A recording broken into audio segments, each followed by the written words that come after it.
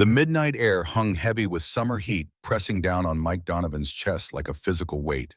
His eyes snapped open, pupils dilating in darkness as the desert faded from his mind.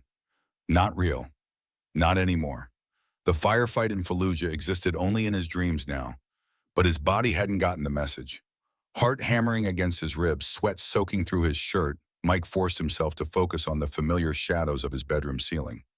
A small figure appeared in the doorway, silhouetted against the dim hallway nightlight. Tyler, clutching his worn teddy bear with one arm, stood hesitating at the threshold. Bolai gap akmong vichin tranae. The boy's voice trembled slightly. His Vietnamese pronunciation still perfect, despite rarely using the language since Kate died. It was their private connection these fragments of his mother's heritage preserved between them. Just a dream, buddy. Mike pushed himself upright, running a hand through his sweat-dampened hair. What are you doing up?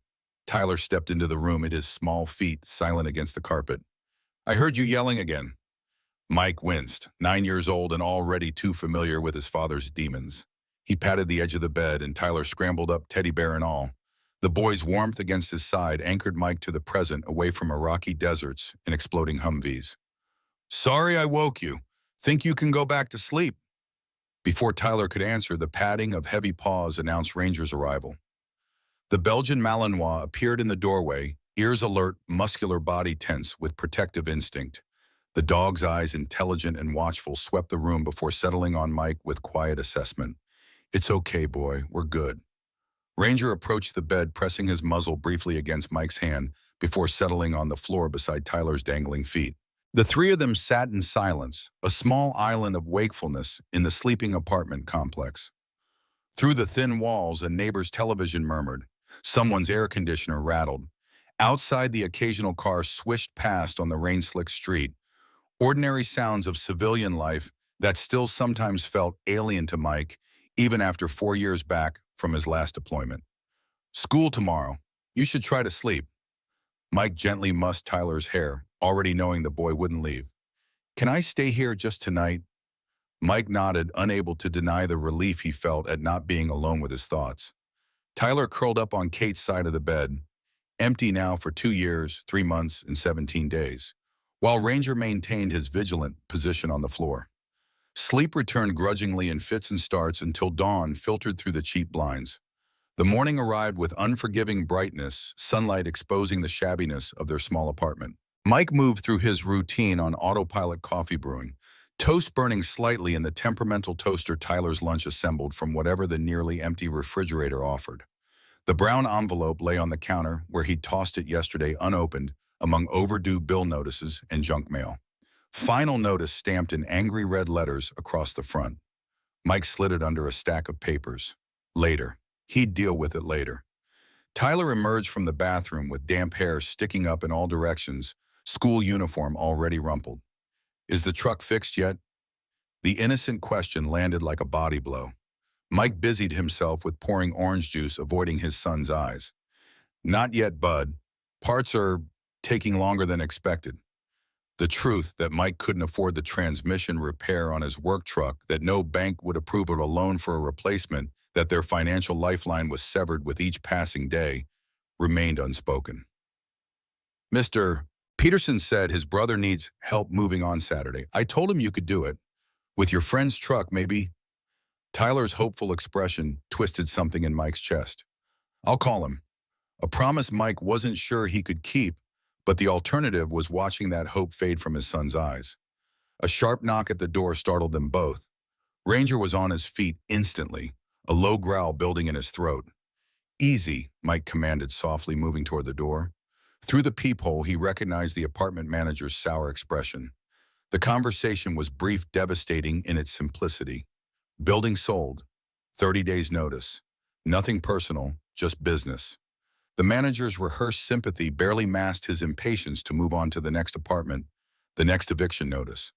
When the door closed, Mike stood motionless, the paper in his hands seemingly gaining weight with each passing second. 30 days. 4 weeks to find a new place with no income, dwindling savings, and a credit score mangled by medical bills from Kate's final months. Bad news, Tyler asked, spoon hovering over his cereal bowl. Nothing for you to worry about. Mike forced a smile, tucking the notice into his back pocket. Finish up or you'll miss the bus.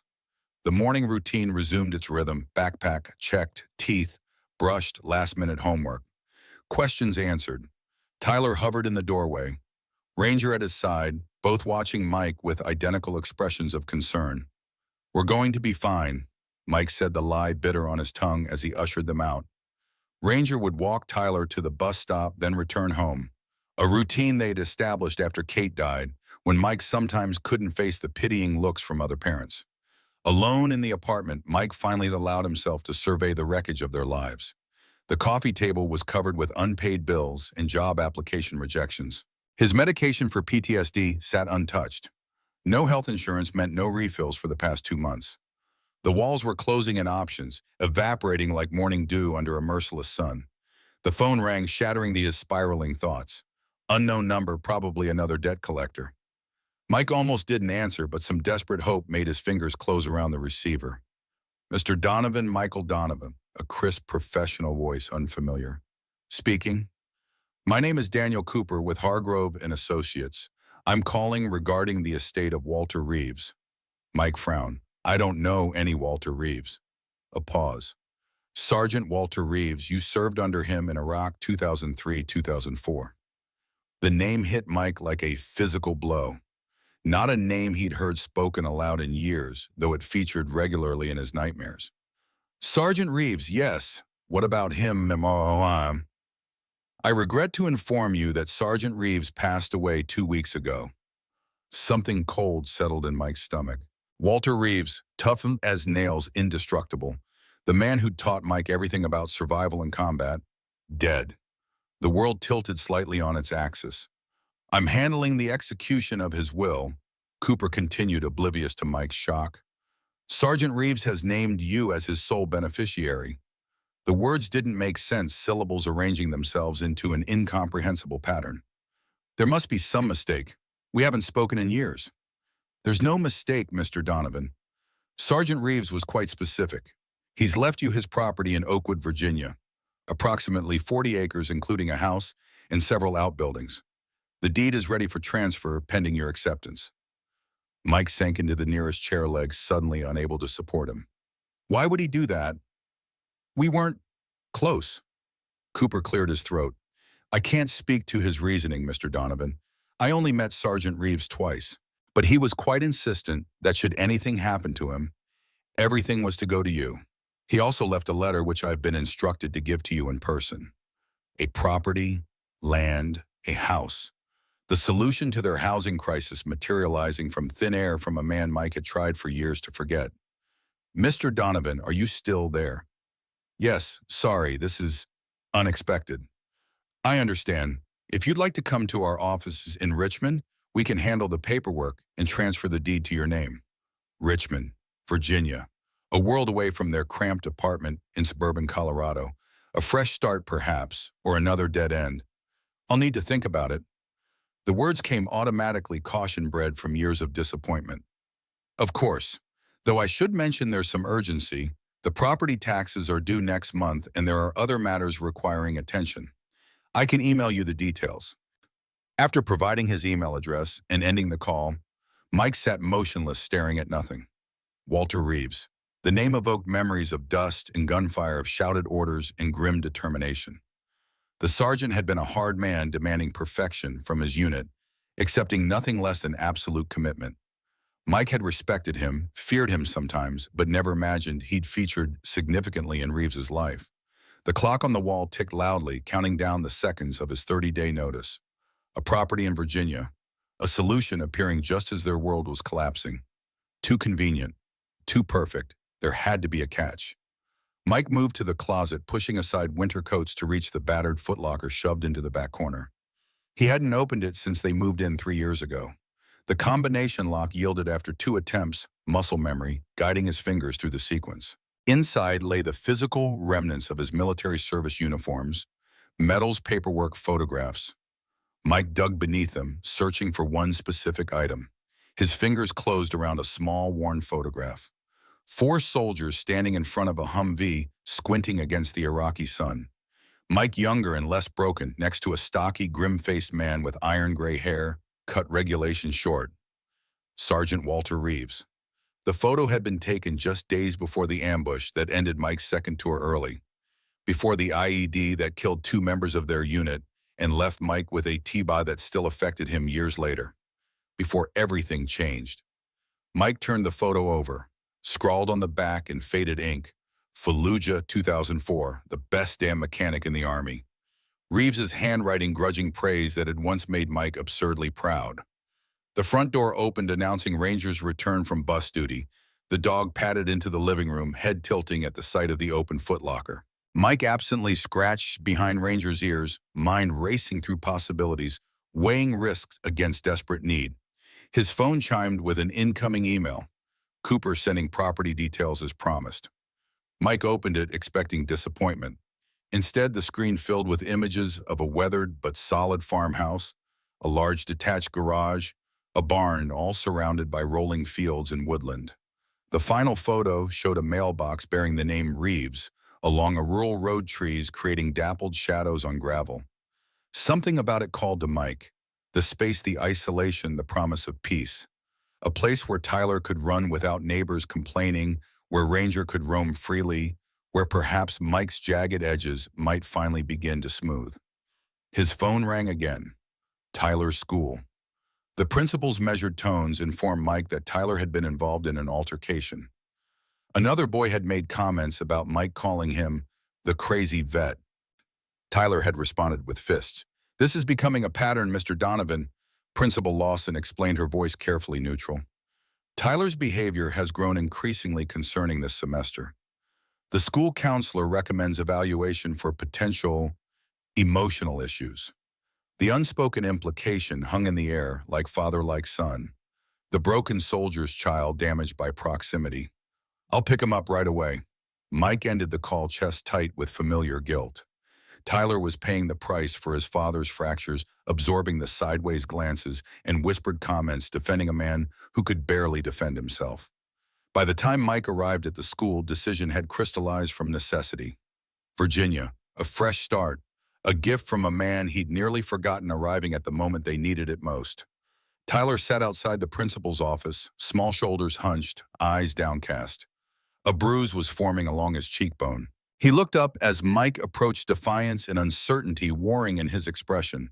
"He said you were crazy, that all you did was fight wars and now you can't even fix trucks, right?" Mike knelt before his son, gently examining the bruise. "Fighting doesn't solve problems, Tyler. Mom would have fought for you." The simple truth of it stung. Kate would have fought, had fought, fiercely protecting their family until her final days. She would have understood Tyler's reaction, even while guiding him toward better choices. "We're moving," Mike said suddenly, the words taking shape as he spoke them. "To Virginia. We've been given a house there." Tyler's eyes widened. "What? Why?" "Someone I served with. He left us his farm. It's a good place with lots of space for you and Ranger. A fresh start." "But what about my friend's school? You'll make new friends. Better ones." Mike squeezed Tyler's shoulder gently. "Trust me on this. It's the right move for us." The drive home was quiet, Tyler staring out the window, processing. Mike's mind raced ahead, planning, calculating, wondering what complications awaited in Virginia. Nothing came without strings. He knew that better than most. That evening, as Tyler packed his room with reluctant efficiency, Mike called Cooper back to accept the inheritance. The lawyer seemed pleased, arranging for Mike to visit the following week to sign paperwork. "I should mention," Cooper added, "there has been interest in the property. A local developer, Maxwell Green, has expressed willingness to pay substantially over market value. Sergeant Reeves rejected his offers repeatedly, but you might want to consider it. The cash value would be significant. I'll keep that in mind." Mike ended the call, something prickling at the back of his neck. Interest in a rural property, above-market offers. His instincts, honed by combat and hardened by civilian disappointments, whispered caution. The week passed in a whirlwind of preparation. Mike terminated their lease, sold what furniture wouldn't fit in their aging SUV, and withdrew Tyler from school. The principal's relief was poorly disguised, another reminder of how they'd become unwelcome, problematic, a burden to be shed. With their possessions reduced to what would fit in the SUV, Mike found himself standing in their empty apartment, echoes of Kate everywhere. She'd chosen the curtains hung, the pictures created a home from sterile rooms. Leaving felt like abandoning her memory. Tyler appeared at his side, small hands slipping into his. Mom would say it's okay to go. Mike squeezed his son's hand throat tight. Yeah, she would. They drove east miles unwinding beneath their wheels. Tyler gradually emerged from his silence, asking questions about Virginia, about Walter Reeves, about their new home. Mike answered what he could, acutely aware of how little he actually knew. Ranger sat alert in the back seat, ears perked forward, as if sensing their destination long before they arrived. The dog had been a constant in their lives since Mike's final tour, when Ranger had suffered injuries in the same explosion that ended Mike's military career. They'd recovered together, two wounded warriors, navigating civilian life with varying degrees of success. The Virginia landscape greeted them with rolling hills and lush forests, a stark contrast to Colorado's rugged mountains and high desert. They passed through small towns with historic main streets, places where time seemed to move differently. Oakwood appeared around a bend in the road, a postcard-perfect small town centered around a town square with a white-columned courthouse. American flags hung from lampposts, and a banner announced the upcoming Founders' Day celebration. It was almost aggressively quaint, the kind of place where strangers were noticed and remembered. Following Cooper's directions, Mike turned onto a gravel road on the outskirts of town. Mailboxes appeared at irregular intervals, marking hidden driveways to unseen homes. Finally, they reached one bearing the name Reeves in faded letters. The driveway curved through trees before opening to reveal their inheritance, a two-story farmhouse with a wraparound porch, white paint weathered, but intact. A detached garage large enough for several vehicles stood to one side, while a barn dominated the opposite edge of the cleared area. Beyond stretched fields and woodland, the property boundaries invisible from where they parked. This is all ours. Tyler's voice held wonder as he pressed his face against the car window. Apparently, Mike couldn't keep the suspicion from his tone. This was too much, too perfect, too convenient. Nothing in his life had ever come this easily. They emerged from the car, Ranger leaping out to investigate their new territory. The dog moved with purpose, nose to the ground, circling the perimeter as if establishing boundaries. Tyler followed more cautiously, climbing the porch steps with tentative excitement. The key Cooper had provided unlocked the front door, which opened with a creak of disuse. Inside, the house smelled of dust and solitude, but not neglect. The furniture was sparse but functional. A worn leather couch, a wooden dining table with 4 chairs, bookshelves filled with technical manuals and history books. It's big, Tyler whispered, moving through the downstairs rooms with growing excitement. Can I pick any bedroom? Sure. Mike watched his son race upstairs, footsteps echoing through the empty house. Alone in the living room, and he studied the space Walter Reeves had occupied. Few personal touches were visible. No family photographs, no mementos beyond a shadow box containing military medals on the mantel. A framed photograph on the wall caught Mike's attention. He moved closer, breath catching in his throat. It was his unit from Iraq, the same photo he'd kept in his footlocker for years, but larger, prominently displayed as if Reeves had looked at it daily. Mike's fingers traced the glass over younger faces. 2 of them, Martinez and Johnson, had died in the ambush. Another, Williams, had lost both legs. And then there was Mike himself, smiling with the invincibility of youth, unaware of how thoroughly war would reshape him. Tyler's voice called from upstairs, breaking the moment. Dad, come see my room. The bedroom Tyler had claimed faced east, with windows overlooking the fields. The boy was already bouncing on the bed, testing its springs, claiming territory. It's perfect, and there's a desk for homework and everything. Mike forced a smile, pushing aside his unease to share in his son's excitement. Looks great, buddy. And they explored the house together, discovering a kitchen with dated but functional appliances, a study filled with books and papers, bathrooms with ancient fixtures but clean surfaces. Everything was worn but solid, built in an era when things were made to last. Outside, the property stretched in all directions. Tyler ran across the overgrown lawn, Ranger loping beside him. For the first time in months, Mike heard his son's laughter, uninhibited, joyful, free from the weight of their previous life. When Cooper arrived an hour later, Mike was sitting on the porch steps watching Tyler and Ranger explore the edges of the woods. The lawyer emerged from a sleek sedan briefcase in hand, looking incongruous against the rural backdrop. "You made good time," Cooper observed, joining Mike on the steps. "How do you find the place?" "It's more than I expected." Mike accepted the folder Cooper offered. "I still don't understand why Reeves would leave all this to me." Cooper removed an envelope from his pocket. "Perhaps this will explain. He was very specific that I deliver it personally once you'd seen the property." The envelope was sealed with wax, old-fashioned and deliberate. Mike tucked it into his pocket for later, focusing instead on the paperwork. Deed transfer forms, tax documents, utility information. He signed it where indicated, officially becoming the owner of 40 acres of Virginia farmland and everything on it. "There's one more thing." Cooper hesitated. "I mentioned Maxwell Green's interest in purchasing. He's been quite insistent, calling my office daily since learning of your inheritance. The offer stands at $500,000, well above market value." Mike's pen paused mid-signature. $500,000. Enough to buy a comfortable home anywhere they wanted, with plenty left for Tyler's education. Enough to start over properly without financial pressure. "Why is he so interested in this place?" Cooper shrugged. "Location primarily. Green Developments has been buying properties in this area for a large-scale resort project. This parcel would complete his land assembly. And Reeves refused to sell, repeatedly and adamantly." Cooper closed his briefcase with a snap. "But that was his decision. Yours might be different, especially given your situation." Mike bristled at the implication. "My situation? Forgive me, I simply meant as a single father relocating unexpectedly. The liquid assets might provide more flexibility than the property itself." Tyler's laughter drifted across the yard as he threw a stick for Ranger. The dog bounded after it, movements fluid and purposeful, more alive than Mike had seen him in years. "I'll consider it," Mike said finally, "but not today."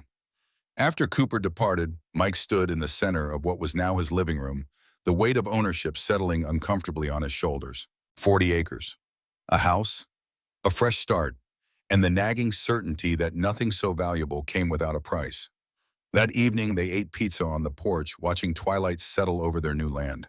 Tyler had explored every corner of the house, claiming spaces, making plans. His initial reluctance completely evaporated. "Can I start a garden? Mom always wanted one."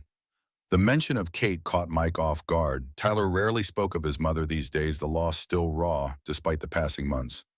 "Sure, buddy, we can figure out what grows well here. And can I paint my room? The green is kind of boring. We'll get some paint samples tomorrow." Mike mussed his son's hair, heart lightening at the simple domesticity of their conversation. Normal concerns, future plans, things that had seemed impossible in their cramped apartment with eviction looming. As Tyler readied for bed in his new room, Mike finally opened Walter Reeves's letter. The wax seal broke with a satisfying crack, revealing several pages of precise handwriting. "Mike," the letter began without preamble. "If you're reading this, I'm gone and you've accepted my property. Good. It belongs with you more than anyone else. You're wondering why? Fair question. The simple answer is you saved my life in Fallujah, and debts like that don't expire. But there's more. I've watched your struggles from afar. Your wife's death, your financial problems, your fight with the demons every soldier brings home. I know because they're my demons too. What you don't know is that I've been fighting another battle, one against people who would bury the truth for profit. The garage on this property contains evidence of that fight. It's locked for a reason. The keys are hidden in my study behind the bookcase with the military histories. There's a compartment in the wall. Be careful who you trust in Oakwood, especially Maxwell Green. He'll offer to buy the property. The price will be tempting. Don't sell. Find the keys. Open the garage. Then you'll understand. You're the only one I trust with this, Donovan. The only one who will understand what's at stake. Your mechanical genius saved lives in Iraq. It might save more here. Trust Sergeant Emma Reynolds at the general store. She served too. She knows parts of this story. Watch your six and take care of this land. It has more value than you know. Walter Reeves, Sergeant Redding, United States Army. Mike read the letter twice more, pulse quickening with each pass. Warnings, secrets, hidden keys. It sounded paranoid, the ramblings of an isolated veteran seeing conspiracies and coincidences. Yet something about it resonated with Mike's own instincts. Cooper's insistence on Green's offer. The above-market price for seemingly ordinary farmland. Reeves's specific selection of Mike as his heir when they'd had minimal contact for years. He folded the letter carefully, tucking it into his pocket. Outside, darkness had settled completely over the property. Through the window, Mike could see Ranger pacing the yard perimeter, alert and watchful. The dog stopped suddenly, ears forward, attention locked on the detached garage. Mike stepped onto the porch, following Ranger's gaze. The garage sat dark and silent, an oversized structure with no windows visible from the house. As he watched, Ranger trotted to the garage's side door, sniffing intently before beginning to scratch at the wood, a low whine building in his throat. "What is it, boy?" Mike approached cautiously, night vision adjusting to the deeper shadows near the building. The garage door was secured with not one but 3 separate padlocks, unusual security for a rural outbuilding. Ranger's scratching intensified his whine, taking on an urgent quality Mike recognized from their military days. The dog had found something significant. "Dad," Tyler's voice called from the porch, small and uncertain in the darkness. "What's Ranger doing?" "Just exploring." Mike patted the dog's side, guiding him away from the door. "Come on, boy. We'll check it out tomorrow." That night, Mike lay awake in Walter Reeves's bedroom, listening to the unfamiliar sounds of rural Virginia. Wind through trees, distant animal calls, the creaking settlement of an old house. Beside the bed, Ranger remained alert, raising his head at each new sound, unwilling or unable to fully relax. Mike's mind circled back to the letter to the garage, to the mysterious urgency of Reeves's warnings. Tomorrow, he decided. Tomorrow they would find the keys and discover what Walter Reeves had deemed so important that he'd entrusted it to a man he barely knew. Sleep eventually claimed him, but his dreams were filled with desert heat and explosions, with Reeves's voice shouting warnings that Mike couldn't quite understand. Morning arrived with golden light streaming through uncurtained windows. For a moment, Mike didn't recognize where he was, the unfamiliar ceiling triggering a surge of combat alertness. Then reality reasserted itself. Virginia, the inheritance, their new beginning. Tyler was already awake, his excited voice drifting up from downstairs as he talked to Ranger about exploration plans. Mike dressed quickly, the normalcy of morning routine strange in these new surroundings. The kitchen revealed Tyler attempting to make breakfast, a bowl of cereal already prepared for Mike. "I found the cereal in the pantry," the boy explained. "It's not too old, I checked the date." Mike examined the box. Organic granola, not their usual sugary fare. "Thanks, buddy. We'll need to go grocery shopping today. And get paint samples," Tyler reminded him, spooning cereal into his mouth with obvious satisfaction. Their domesticity was interrupted by Ranger's sudden barking. Sharp alert sounds that brought Mike instantly to the window. A pickup truck was pulling into their driveway, dust rising behind its wheels. "Stay here," Mike instructed, moving to the front door. Ranger was already there, body tense, a low growl building in his throat. The truck parked beside Mike's SUV, and an elderly woman emerged carrying a covered basket. Short, sturdy, with silver hair, in a practical bob, she moved with the purposeful stride of someone half her age. "You must be Donovan," she called as she approached the porch. "Emma Reynolds. I own the general store in town." Reynolds, the name from Reeves's letter. Mike relaxed slightly, though Ranger maintained his vigilance. "Walter said you'd come eventually." Emma continued climbing the steps with ease. "Though I'll admit, I didn't expect it so soon after his passing. Coffee." Without waiting for an invitation, she brushed past Mike into the house, the basket emitting smells of fresh baking. Mike followed, bemused by her forwardness, Ranger at his heels. In the kitchen, Emma was already making herself at home, setting out muffins from her basket and locating coffee supplies with familiar ease. "Walter mentioned me," Mike asked, watching her efficient movements. Emma's hands stilled momentarily, her eyes, sharp and assessing, meeting his. "He did. Said you were the best damn mechanic he'd ever seen and the only person he'd trust with his garage." The garage. Again, everything circled back to that locked building. "I found his letter," Mike admitted. "It mentioned you, said you know parts of this story." Emma nodded, resuming her coffee preparation. "Parts, yes, not all. Walter kept things compartmentalized. Military habit." "What exactly am I walking into here?"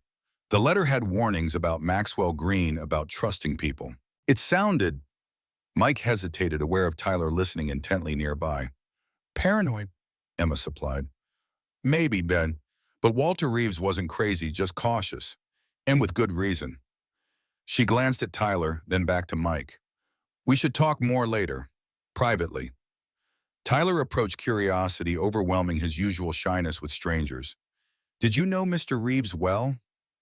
Emma's face softened. I did. We served together long before you were born. Then we both ended up here in Oakwood. He was a good man, brilliant with engines. My dad's good with engines, too. Tyler's pride was evident. He can fix anything. Is that so? Emma's gaze returned to Mike, measuring. Well, that explains a lot. Walter always said the right hands would find his work. Looks like he made sure of it. The cryptic comment hung in the air as Emma poured coffee into mugs she'd located without hesitation. You'll want to see the garage soon, I expect. Found the keys yet? Mike shook his head. The letter mentioned they're behind a bookcase in the study. That sounds like Walter, always with the hiding places. Emma sipped her coffee. I should warn you, Green's already asking around town about you. Word travels fast in Oakwood. What does he want with this property? Officially, it completes his resort development plan.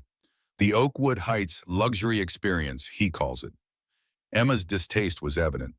But Walter always said there was more to it, something specific about this land, this house.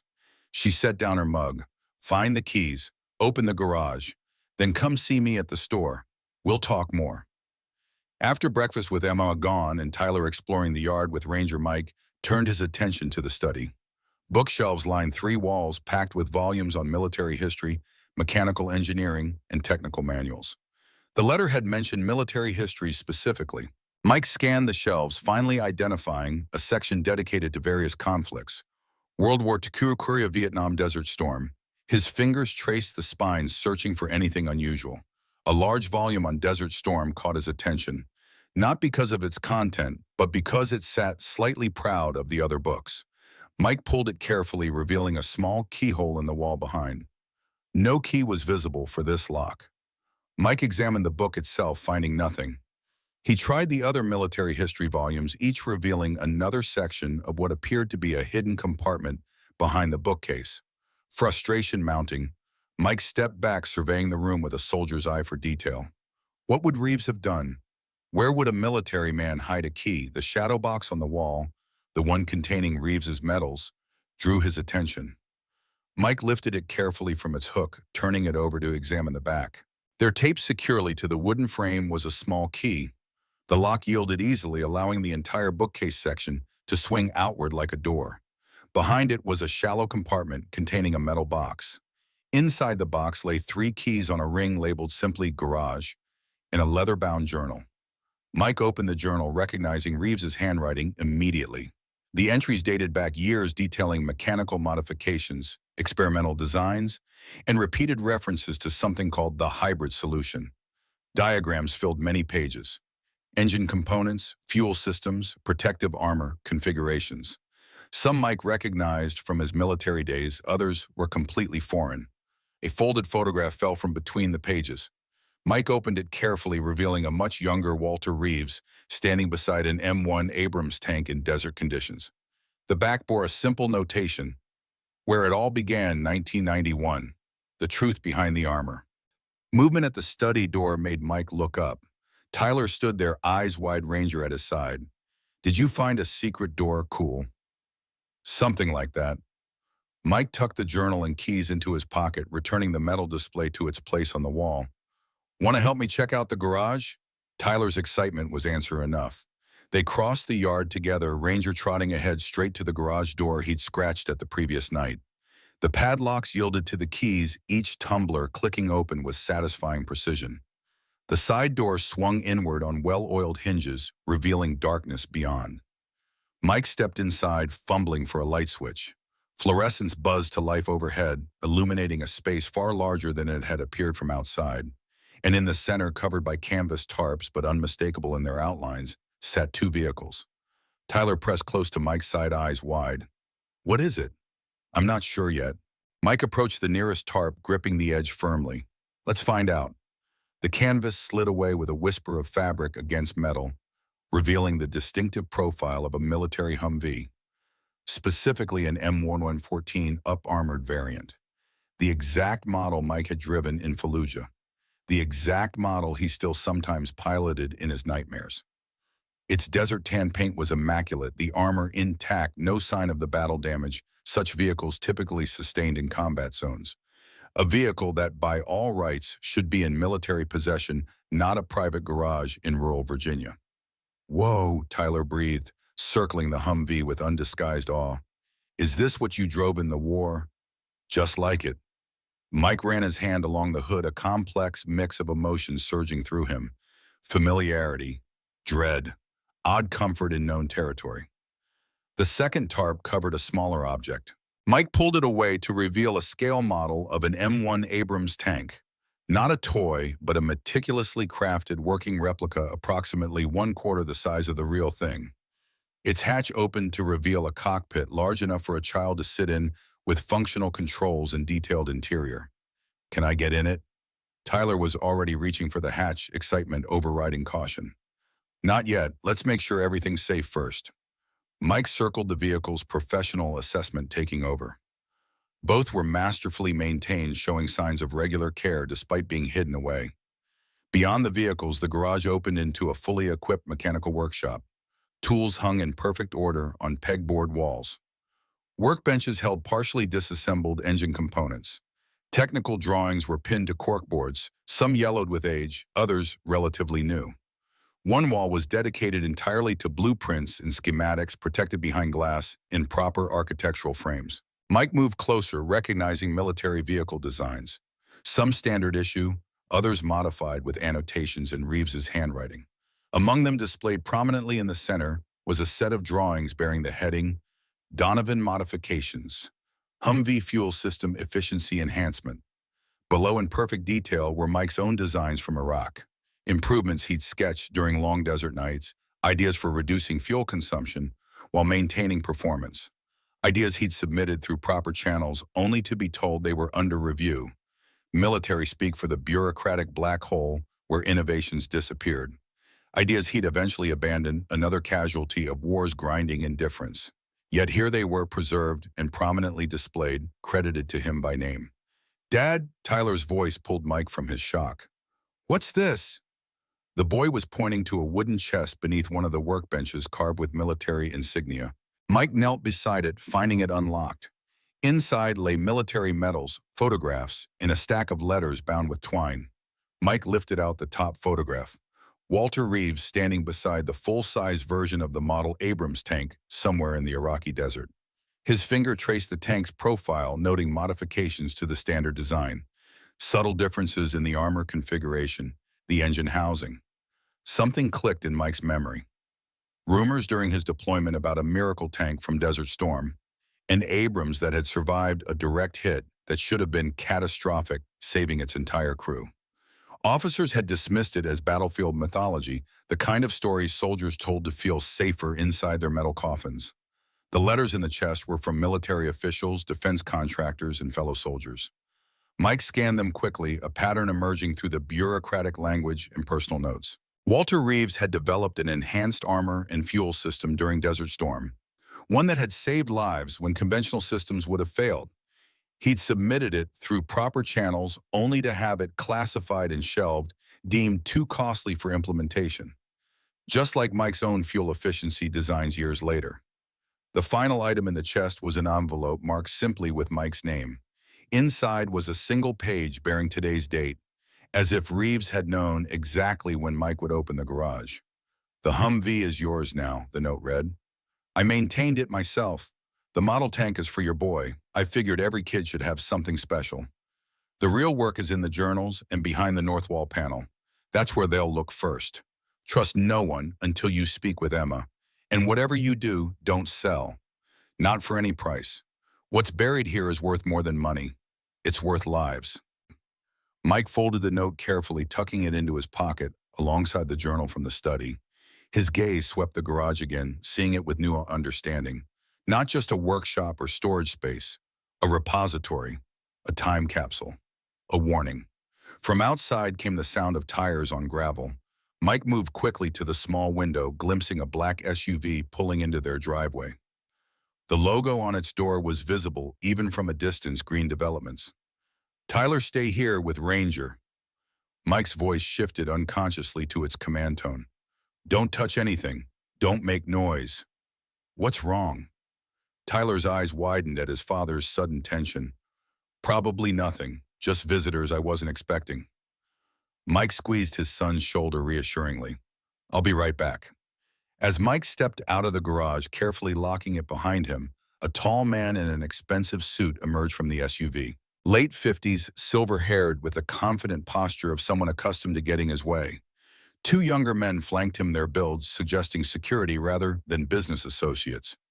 Mr. Donovan, the man's voice carried across the yard, friendly but somehow hollow. Maxwell Green, welcome to Oakwood. I hope I'm not intruding on your settling in. Mike crossed the yard slowly, measuring the distance, assessing the visitors with combat-honed instincts. Nothing overtly threatening, but something about their positioning, blocking the path to the house, raised warning flags. Mr. Green, I've heard your name already. Green's smile didn't reach his eyes. Small town. Word travels. He extended his hand. I understand Cooper mentioned my interest in your property. Mike shook the offered hand, briefly noting the too firm grip, a businessman's power play. He did, though I'm curious why you're so interested in this particular piece of land. Green gestured expansively at the surrounding property. Location primarily. Your 40 acres completes a parcel we've been assembling for Oakwood Heights, a resort development that will bring moist and tourism to a town that badly needs economic stimulus. And Walter Reeves turned you down repeatedly. A flicker of something, annoyance, concern, crossed Green's face before his smile reasserted itself. Walter was attached to this place, understandably so, but he was a single man with no family. You're in a different situation, a father with a young son relocating across the country. My offer would provide security, a fresh start without the burden of maintaining 40 acres and aging structures. And what is that offer exactly? $500,000. Green delivered the figure casually, as if discussing lunch options. Well above market value, enough to buy a very comfortable home elsewhere and still have a substantial college fund for your boy. It was tempting. God help him, it was tempting. The money would solve every problem they'd faced since Kate's death, would ensure Tyler's future, would remove the financial pressure that had been Mike's constant companion. But Walter's warnings echoed in his mind.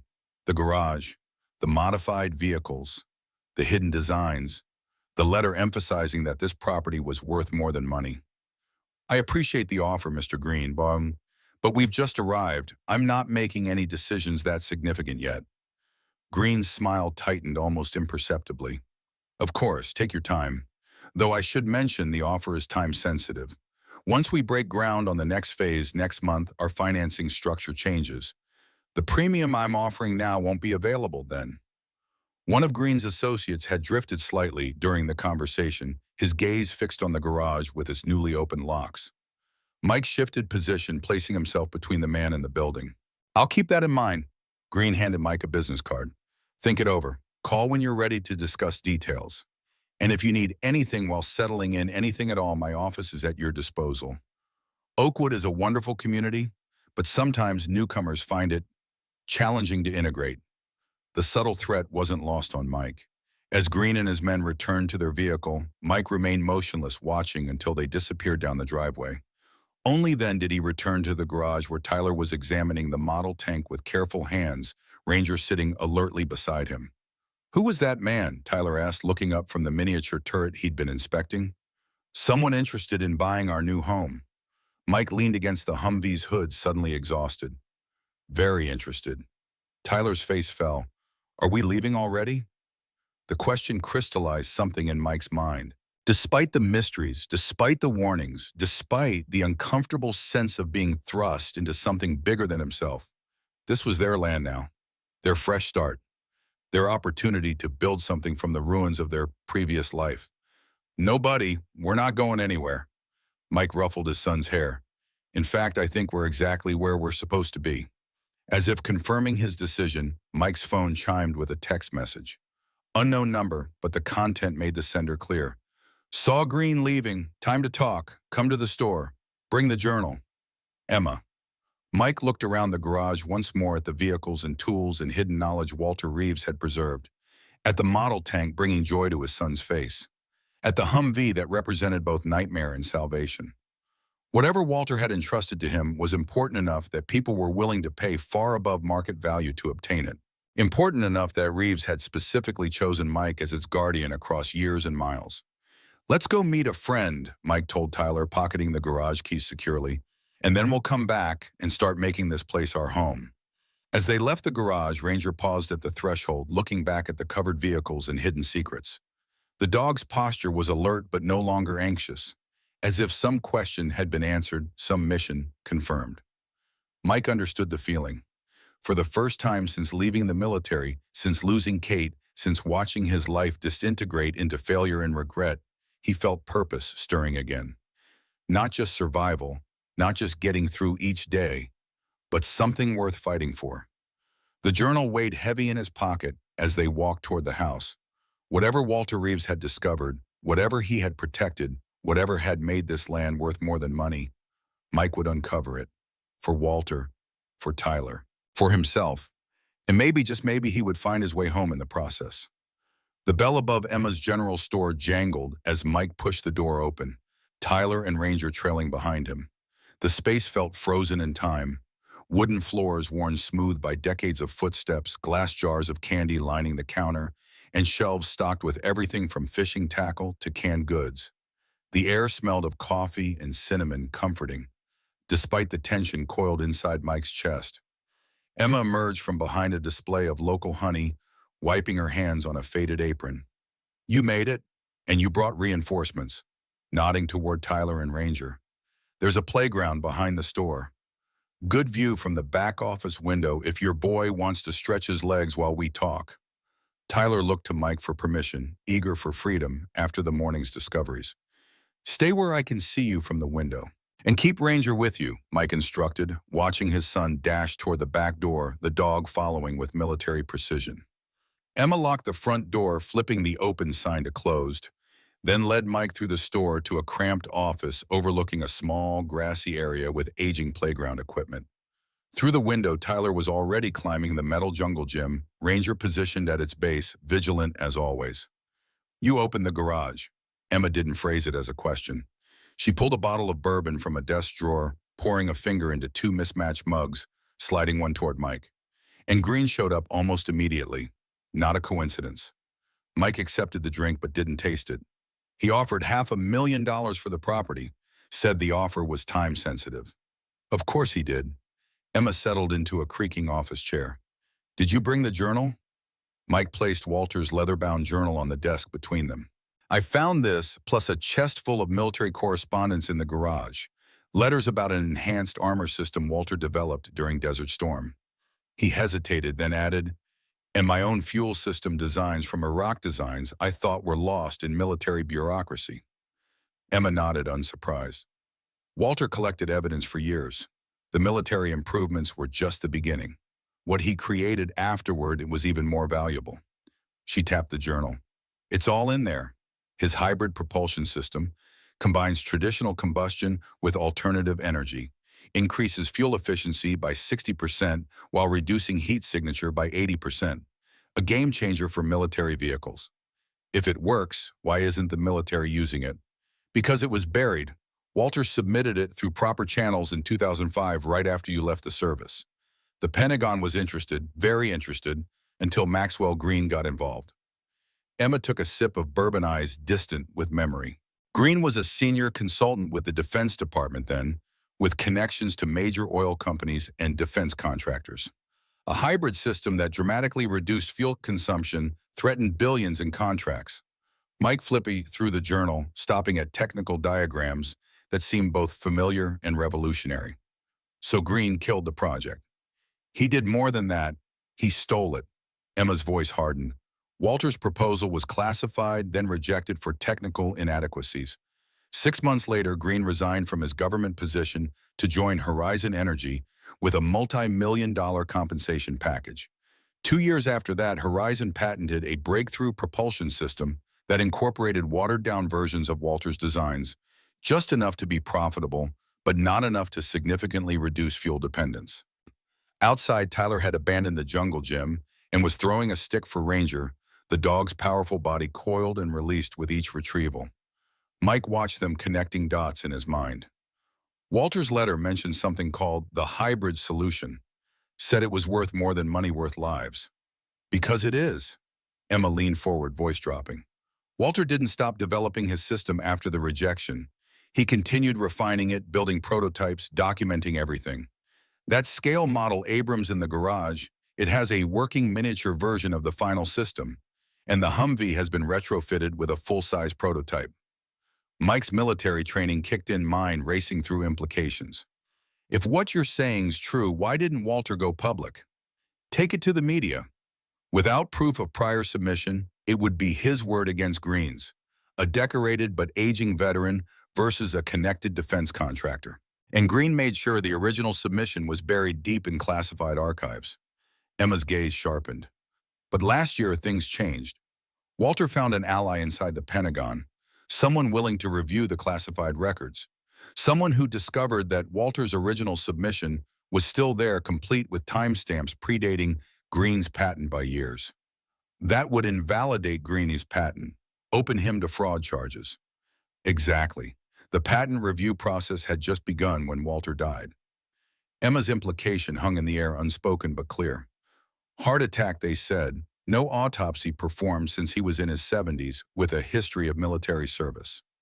A chill worked its way down Mike's spine. You think Green had something to do with Walter's death? I think it's convenient timing. Emma refilled their mugs. Walter told me Green had offered him millions for the property over the years. Always refused. Some things aren't for sale, he'd say. Mike turned to watch Tyler and Ranger, the boys' laughter floating through the window. His son happier than he'd seen him in months, rebuilding his life on land that might be tied to a man's death. A sick feeling settled in his stomach. Why me out of everyone? Walter knew. Why leave all this to me? Because you're the only other person who truly understood the system.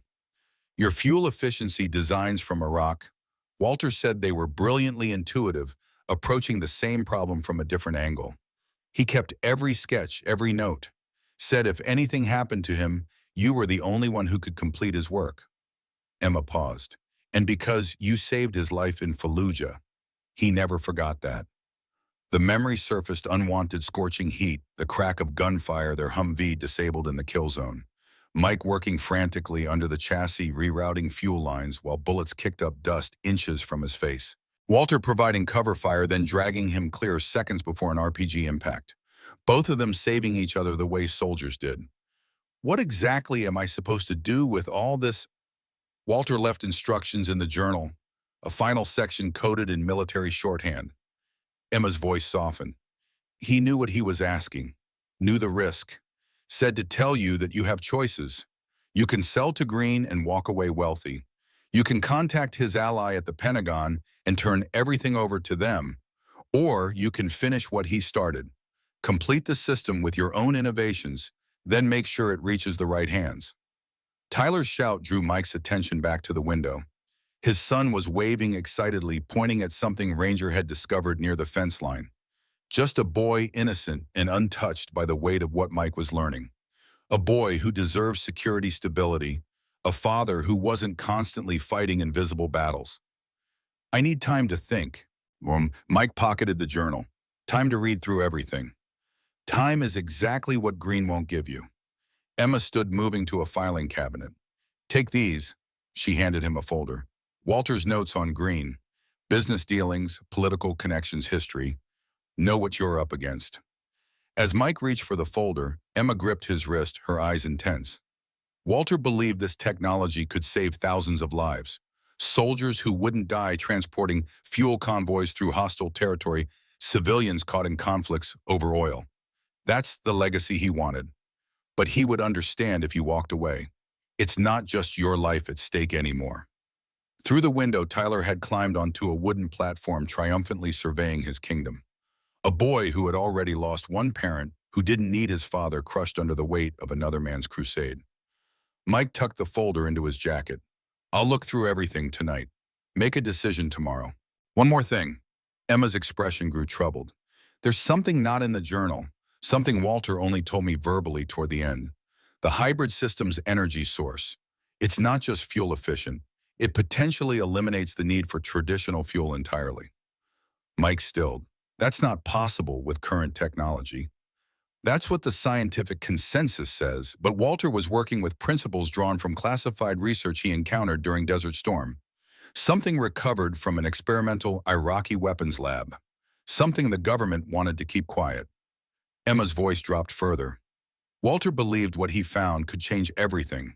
Energy production, transportation, possibly even military applications beyond vehicles. That's why it's worth killing for. Worth dying for in his mind.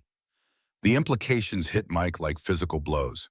Not just a patent dispute or corporate espionage, but something that could reshape global power structures. Something that powerful interests would protect at any cost. Trust no one else in Oakwood, Emma warned as they moved back toward the store's front. Green has this town in his pocket. The mayor, half the council, even the sheriff. Money talks, especially in places where it's been scarce. Outside, Mike called for Tyler and Ranger, the boy reluctantly abandoning his play to join them. As they prepared to leave, Emma pressed a paper bag into Tyler's hands. Cookies for later, my grandmother's recipe. Tyler's face lit up. Thank you, ma'am. Call me Emma, young man, and you're welcome to use that playground anytime. She ruffled his hair, then fixed Mike with a final meaningful look. Remember, you have my number if you need anything. Anything at all. The drive back to the farm passed in silence, Mike's thoughts churning through possibilities, implications, dangers.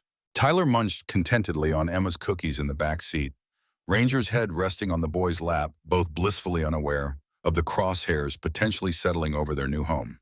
At the farm, Mike sent Tyler to unpack his room, needing space to examine Walter's materials without small, curious eyes.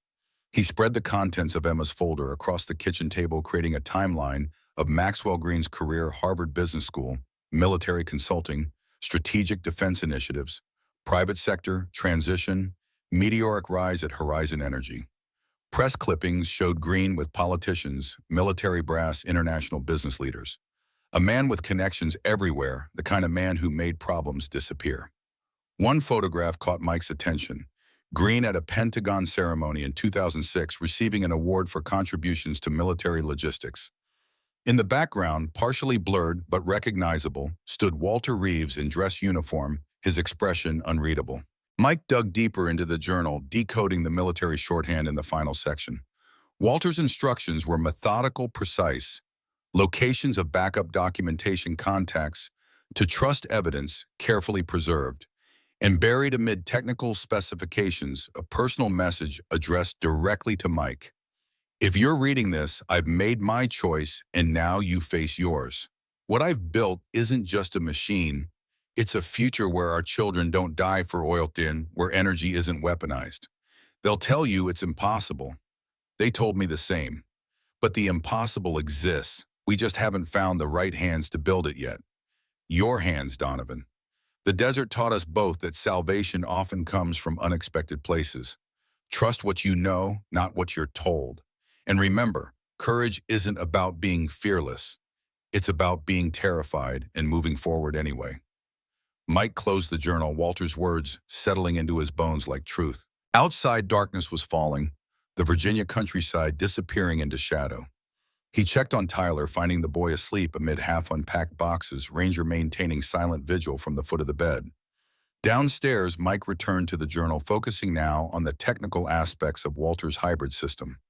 The core concepts were revolutionary, but built on established engineering principles. Principles Mike understood intimately from his military mechanical training. Walter had started with conventional hybrid technology, then incorporated something he called resonance acceleration, a method of amplifying energy output beyond normal physical constraints. The schematics showed how the system integrated with existing vehicle engines, replacing traditional fuel injection systems with Walter's hybrid module. Mike could see his own Iraq designs incorporated into the fuel delivery system. The efficiency modifications he developed for desert conditions refined and expanded by Walter's later innovations. Hours passed as Mike lost himself in calculations and diagrams, occasionally making notes or corrections where he saw potential improvements. This wasn't just theoretical engineering. This was practical, implementable technology that could function in real-world conditions. Walter had been no crackpot inventor chasing impossible dreams. He'd been a meticulous engineer, developing something revolutionary one calculated step at a time. The sound of tires on gravel snapped Mike from his concentration. He glanced at the clock, nearly midnight, too late for casual visitors. He extinguished the kitchen light, moved silently to the front window. A black SUV idled at the end of the driveway, headlights off. After several minutes, it reversed and disappeared down the rural road. Sleep evaded Mike that night. He sat in Walter's study, the journal open before him, the weight of decision pressing down. $500,000 would secure Tyler's future, provide stability they hadn't known since Kate's death. Walking away meant safety, certainty, and end to struggle. Staying meant potential danger, meant choosing Walter's crusade over simple security, meant believing that some principles transcended personal comfort. Dawn found Mike in the garage examining the Humvee's modified engine compartment. Walter's hybrid module was elegantly integrated, the craftsmanship impeccable. Mike traced connections, verified specifications against the journal, mentally reconstructing the system's operation. It was brilliant work, work that deserved to exist in the world. The north wall panel Walter had mentioned in his note yielded to careful pressure, revealing a hidden compartment containing hard drives, flash drives, and waterproof document cases.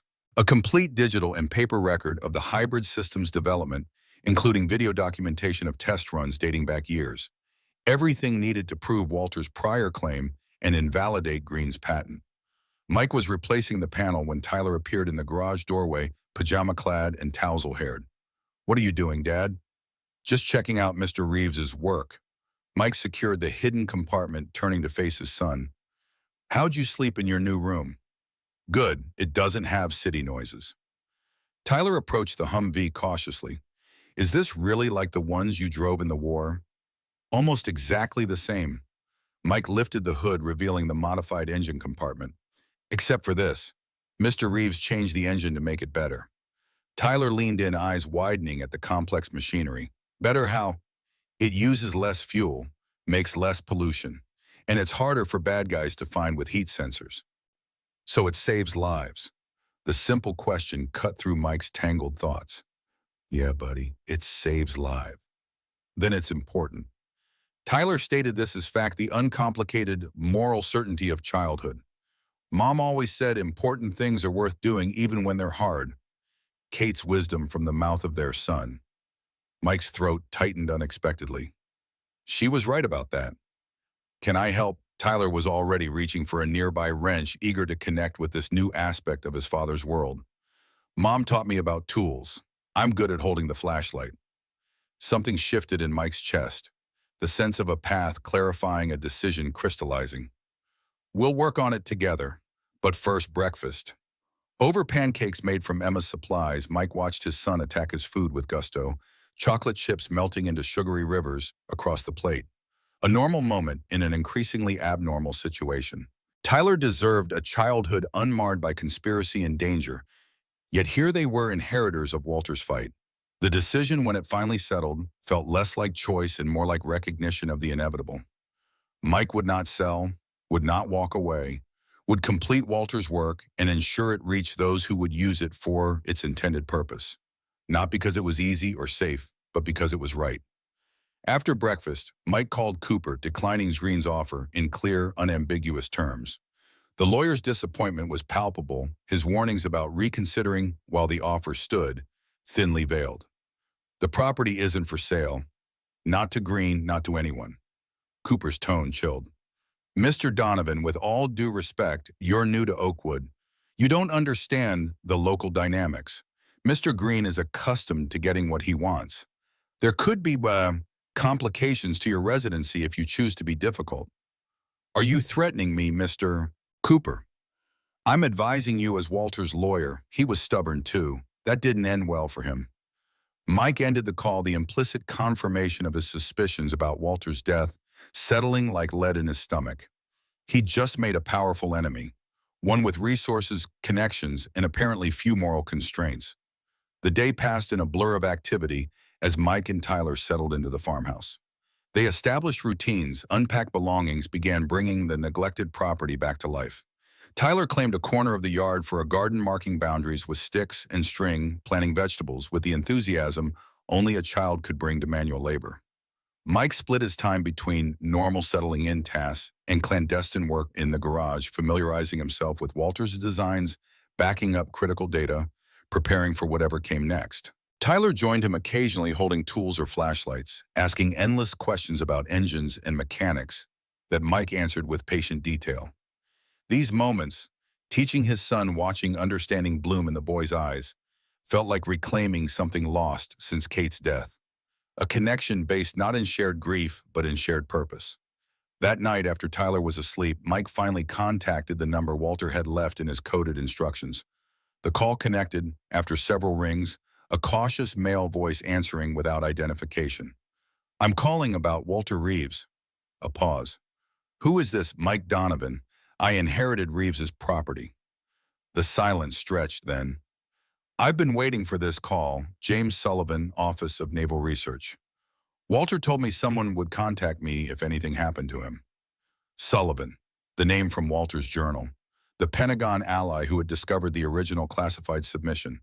"I have Walter's journals, his designs, everything." "Are you secure where you are?" Sullivan's question carried layers of meaning. "For now, but Green's already made contact. Made an offer on the property, implied threats when I refused. Green is dangerous, connected, and he has billions riding on maintaining control of his patents." Sullivan's voice dropped lower. "Walter contacted me last year with evidence that Green's hybrid technology was stolen from his original work. I found the classified submission started the review process. Then Walter died suddenly, and powerful people began pressuring the patent office to close the investigation." "You think Green had Walter killed?" "I think people have died for much less than what's at stake here." Sullivan paused. "Walter told me his system went beyond what he'd originally submitted, that he'd created something revolutionary." "He did. I've seen it." Mike glanced toward the ceiling, toward Tyler's bedroom above. "But I have my son to consider." "I understand." Sullivan's voice softened momentarily. "I can arrange protection, but it would mean bringing this into official channels. Once that happens, classification protocols kick in. The technology could disappear into black projects for decades." The choice loomed again. Safety versus purpose, security versus truth. "Give me a week," Mike decided. "I need to fully understand what Walter built, make sure I can explain and defend it. Then we move forward officially. A week is all I can give you before I have to report up my chain. Be careful, Donovan. Trust no one locally. Green has people everywhere." After ending the call, Mike sat on the porch the Virginia night, alive with insect sounds and distant animal calls. A peace that felt deceptive given what he now knew what he'd committed to. Walter's crusade was now his crusade. Walter's enemies, now his enemies. The following days established a rhythm. Mornings with Tyler working on the house and property. Afternoons split between home improvements and garage work, while Tyler explored the property with Ranger. Evenings spent decoding Walter's later journal entries, understanding the principles behind the hybrid system. On their fourth day in Virginia, Mike took Tyler and Ranger into Oakwood for supplies. The town square buzzed with activity, a farmer's market in full swing, locals mingling around the vendors' stalls. Mike felt eyes tracking their movement, conversations pausing as they passed. News traveled fast in small communities, and their refusal of Green's offer had clearly made the rounds. At the hardware store, the owner was coolly professional, filling their order without unnecessary conversation. At the grocery, a middle-aged cashier smiled warmly at Tyler, but avoided Mike's gaze.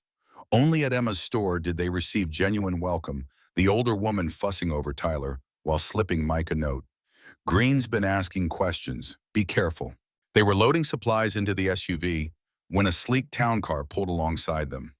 The rear window lowered to reveal an elegantly dressed woman in her 50s, her smile professionally pleasant. "Mr. Donovan, Patricia Wilson, Mayor of Oakwood." "May I have a moment?" Mike instructed Tyler to wait with Ranger beside their vehicle, then approached the town car cautiously. "Welcome into our community." Mayor Wilson's handshake was firm, her assessment rapid and thorough. "I hope you're finding everything satisfactory at the Reeves property." "We are, thank you." "Excellent." Her smile remained fixed. I understand you've declined Mr. Green's generous offer for the property. Of course, that's your prerogative as the owner. But as mayor, I feel obligated to mention the economic importance of the Oakwood Heights development to our community. The tax revenue and jobs it would create are significant for a town our size. Mike met her gaze directly. My decision isn't about money, Mayor Wilson. Few decisions truly are. Her tone sharpened slightly. But I would be remiss not to mention that undeveloped rural properties like yours often face zoning reviews, updated environmental regulations, road access assessments. The bureaucracy can be quite burdensome for individual owners, especially those without local connections. The threat was elegant in its subtlety. Are you saying my property might face regulatory issues if I don't sell to Green? I'm simply outlining realities of rural property ownership. Mayor Wilson's smile never wavered. Oakwood welcomes new residents, Mr. Donovan. We just want to ensure everyone's interests align for the community's benefit. As the town car pulled away, Tyler approached, eyes wide. Was that the mayor? Is she important? She thinks she is. Mike ruffled his son's hair. Come on, let's get home. That evening, Mike worked late in the garage installing upgrades to Walter's hybrid module based on his own calculations. The system's brilliance became more apparent as he worked. Not just the technology itself, but how Walter had designed it to be retrofitted onto existing vehicles with minimal modification. A truly democratic innovation, adaptable rather than proprietary. The sound of breaking glass shattered the night silence. Mike froze, then moved swiftly through the garage's side door, staying low in the darkness. The farmhouse was still illuminated where he'd left lights on, but a ground floor window now gaped open, jagged glass edges catching moonlight. Mike circled the house cautiously, military training guiding his movement. Inside, he could hear Ranger's aggressive barking from upstairs. The dog stationed outside Tyler's bedroom, as always. Good. Anyone entering would face 80 pounds of trained military canine before reaching his son. Near the broken window, footprints disturbed the soft earth of Tyler's newly tilled garden. Not a random vandalism, but deliberate entry. Mike slipped through the front door, moving silently through the first floor. The study door stood open. Walter's desk drawers pulled out, contents scattered. A searching rather than a stealing. Mike climbed the stairs cautiously, hearing Ranger's continued barking from Tyler's room. The dog wouldn't leave his post unless commanded, even to investigate disturbances elsewhere. Training that now protected Tyler better than any alarm system.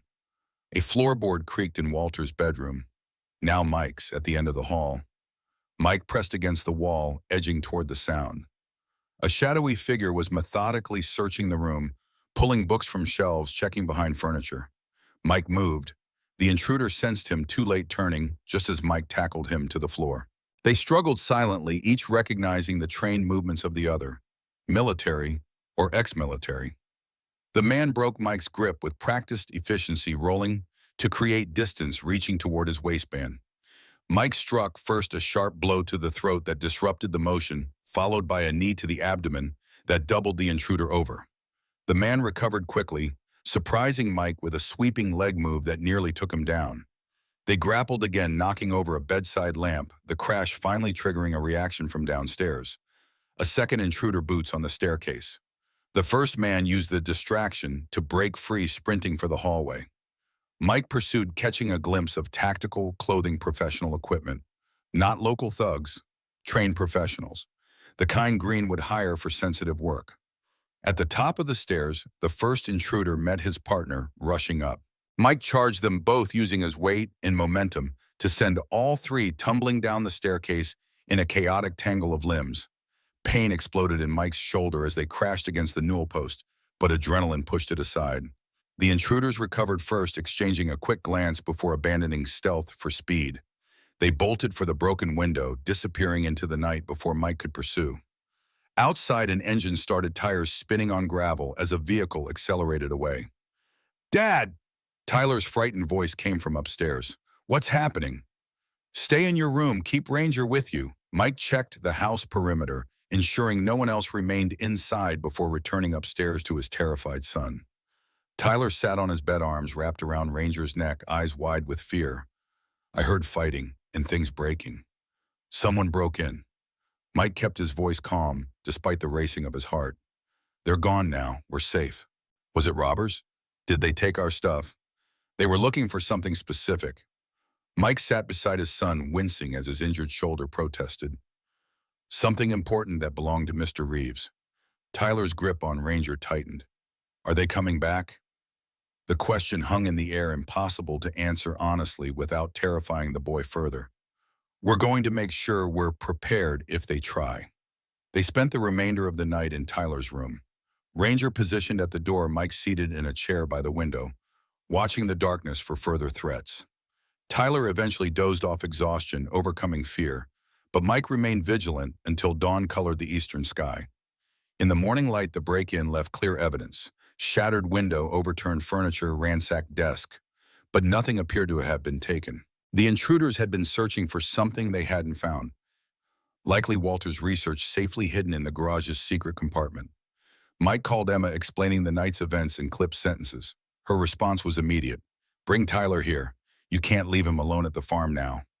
While Tyler packed overnight essentials, Mike secured the broken window and checked the property perimeter. No sign of the intruders returning, but the violation of their space hung in the air like a physical presence. This was no longer theoretical danger. It had walked through their door, threatened their safety. The drive to Emma's was tense, Mike constantly checking the rearview mirror for signs of surveillance or pursuit. Tyler sat silently in the back seat, Ranger pressed against him protectively, both still processing the night's frightening events. Emma welcomed them at her private entrance behind the store, ushering Tyler inside with promises of hot chocolate and fresh-baked muffins. When the boy was settled in her kitchen, she pulled Mike aside, voice low and urgent. Green's escalating faster than I expected. Professional hit from the sounds of it. Military contractors, probably. They were good, trained, but they didn't find what they were looking for. Mike glanced toward the kitchen where Tyler sat with Ranger. I can't keep him at the farm now. It's not safe. He can stay here as long as needed. I have a spare bedroom that hasn't seen use since my nephew visited last Christmas. Emma's expression softened. He'll be safe with me. Ranger too, if you want. Mike nodded gratefully. I need to finish what Walter started. Complete the system document, everything, then get it all to Sullivan at the Pentagon before Green can interfere. How long? 2 days, maybe 3. Mike rolled his injured shoulder, assessing the damage. I've almost integrated my fuel efficiency modifications with Walter's hybrid module. Once it's operational, I'll record test results, prepare all the documentation, then contact Sullivan to arrange secure transfer. Emma studied him carefully. And then what? You think Green just gives up? A man willing to commit breaking and entering, possibly murder, over this technology. Then we're under official protection. Sullivan promised federal resources once we bring this into proper channels. If you make it that far. Emma's bluntness was refreshing amid so much deception. Walter trusted you with this for a reason, Mike. Don't make the same mistake he did, waiting too long to seek protection. After settling Tyler with reassurances and promises to call regularly, Mike returned to the farm alone. The empty house echoed with his solitary footsteps as he gathered the research materials from their various hiding places, consolidating everything in the garage where he could work uninterrupted. For the next 48 hours, Mike barely slept, fueled by determination and gas station coffee. He completed the hybrid module modifications, integrated his fuel delivery system enhancements, and documented every step with meticulous detail. Walter's design was brilliant on its own. Combined with Mike's improvements, it achieved performance levels that defied conventional engineering expectations. Test runs using the Humvee proved the system's effectiveness. Mike recorded video documentation of the hybrid module operating efficiently on minimal fuel, then switching seamlessly to Walter's resonance acceleration mode, where it continued running with no apparent fuel consumption at all. He compiled comprehensive documentation, creating multiple backup copies on drives hidden throughout the property. On the morning of the 3rd day, Mike gathered the essential materials: the original journal key test results, video documentation, and the core patent evidence. He placed everything in a waterproof case, then called Sullivan to arrange the handoff. I'm ready. The system works exactly as Walter claimed. Better actually with the modifications I've made. Sullivan's relief was audible. Thank God. I've been holding off pressure from above, but I can't stall much longer. I can have a secure team at your location tomorrow morning. No, not here. Too obvious, and Green's watching the property. Mike considered options. There's a state park 20 miles west of Oakwood, fire road access, minimal surveillance. I can meet your team there at Oro 900 tomorrow. Agreed. Look for a black government SUV standard issue. The team lead will use the recognition phrase, Desert Shield protocols remain active. Mike ended the call, adrenaline mixing with relief. 24 more hours and Walter's work would be secure, his legacy protected. The hybrid technology would reach those who would use it to save lives rather than profit margins. As Mike packed the secure case with the critical materials, a vehicle approached on the gravel driveway. Not the smooth purr of Green's luxury vehicles, but the rattling diesel of a work truck. Through the garage window, he spotted Stanley Jenkins, the local hardware store owner, climbing from an aging pickup. Mike secured the case in the Humvee's hidden compartment before stepping outside, maintaining a cautious distance. "Mr. Jenkins, something I can help you with." The older man removed his cap, twisting it nervously in weathered hands. "Mayor Wilson sent me. Said to tell you there's been a change to the rural property ordinances. All structures needed to be inspected for code compliance within 30 days, or daily fines start accumulating." "Inspection, I see." Mike's tone made it clear he understood the harassment tactic. "And if I refuse?" "Wouldn't advise that, Mr. Donovan." Jenkins stared at his boots. "Mayor can place a lien on the property, eventually force a sale for non-compliance. Been done before." "Let me guess, and Green's company buys the distressed properties at auction." Jenkins' uncomfortable silence confirmed Mike's suspicion. "Tell Mayor Wilson I'll have my lawyer contact her office about these sudden ordinance changes." Mike watched the man climb back into his truck, shoulders hunched with what might have been shame. Another pawn in Green's game, another pressure point applied. Mike returned to the garage, checking and rechecking the secure case. Everything essential was there. Enough to prove Walter's prior claim and validate Green's patent and demonstrate the technology's capabilities. But the original prototype, the modified Humvee itself, couldn't be transported easily. It remained vulnerable at the farm. A call to Emma confirmed Tyler was safe, happily helping in the store, oblivious to the danger swirling around them. Mike updated her on the planned handoff, promising to retrieve Tyler once the materials were safely transferred. "Be careful," Emma warned. "Green won't give up easily, not with billions at stake." The warning proved prophetic sooner than either expected. As dusk approached, Mike heard vehicles on the gravel road, multiple engines approaching slowly with purpose. He moved to the window, counting headlights, 3 separate vehicles converging on the property. Through binoculars, Mike identified Green's black SUV, leading a police cruiser and another unmarked car. Not waiting for their arrival, he grabbed the secure case, slipped out the garage's rear exit, and disappeared into the tree line behind the property. From concealment, he watched as Sheriff Collins emerged from the cruiser, followed by 2 deputies. Green and his security men exited the SUV, while 2 men in suits stepped from the unmarked car. "Donovan," the sheriff called toward the house. "Oakwood Sheriff's Department. We have a warrant to search these premises in connection with reported stolen property."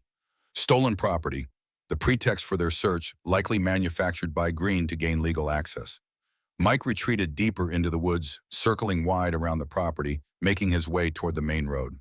The secure case felt impossibly heavy against his side, its contents now literally worth billions and possibly his freedom.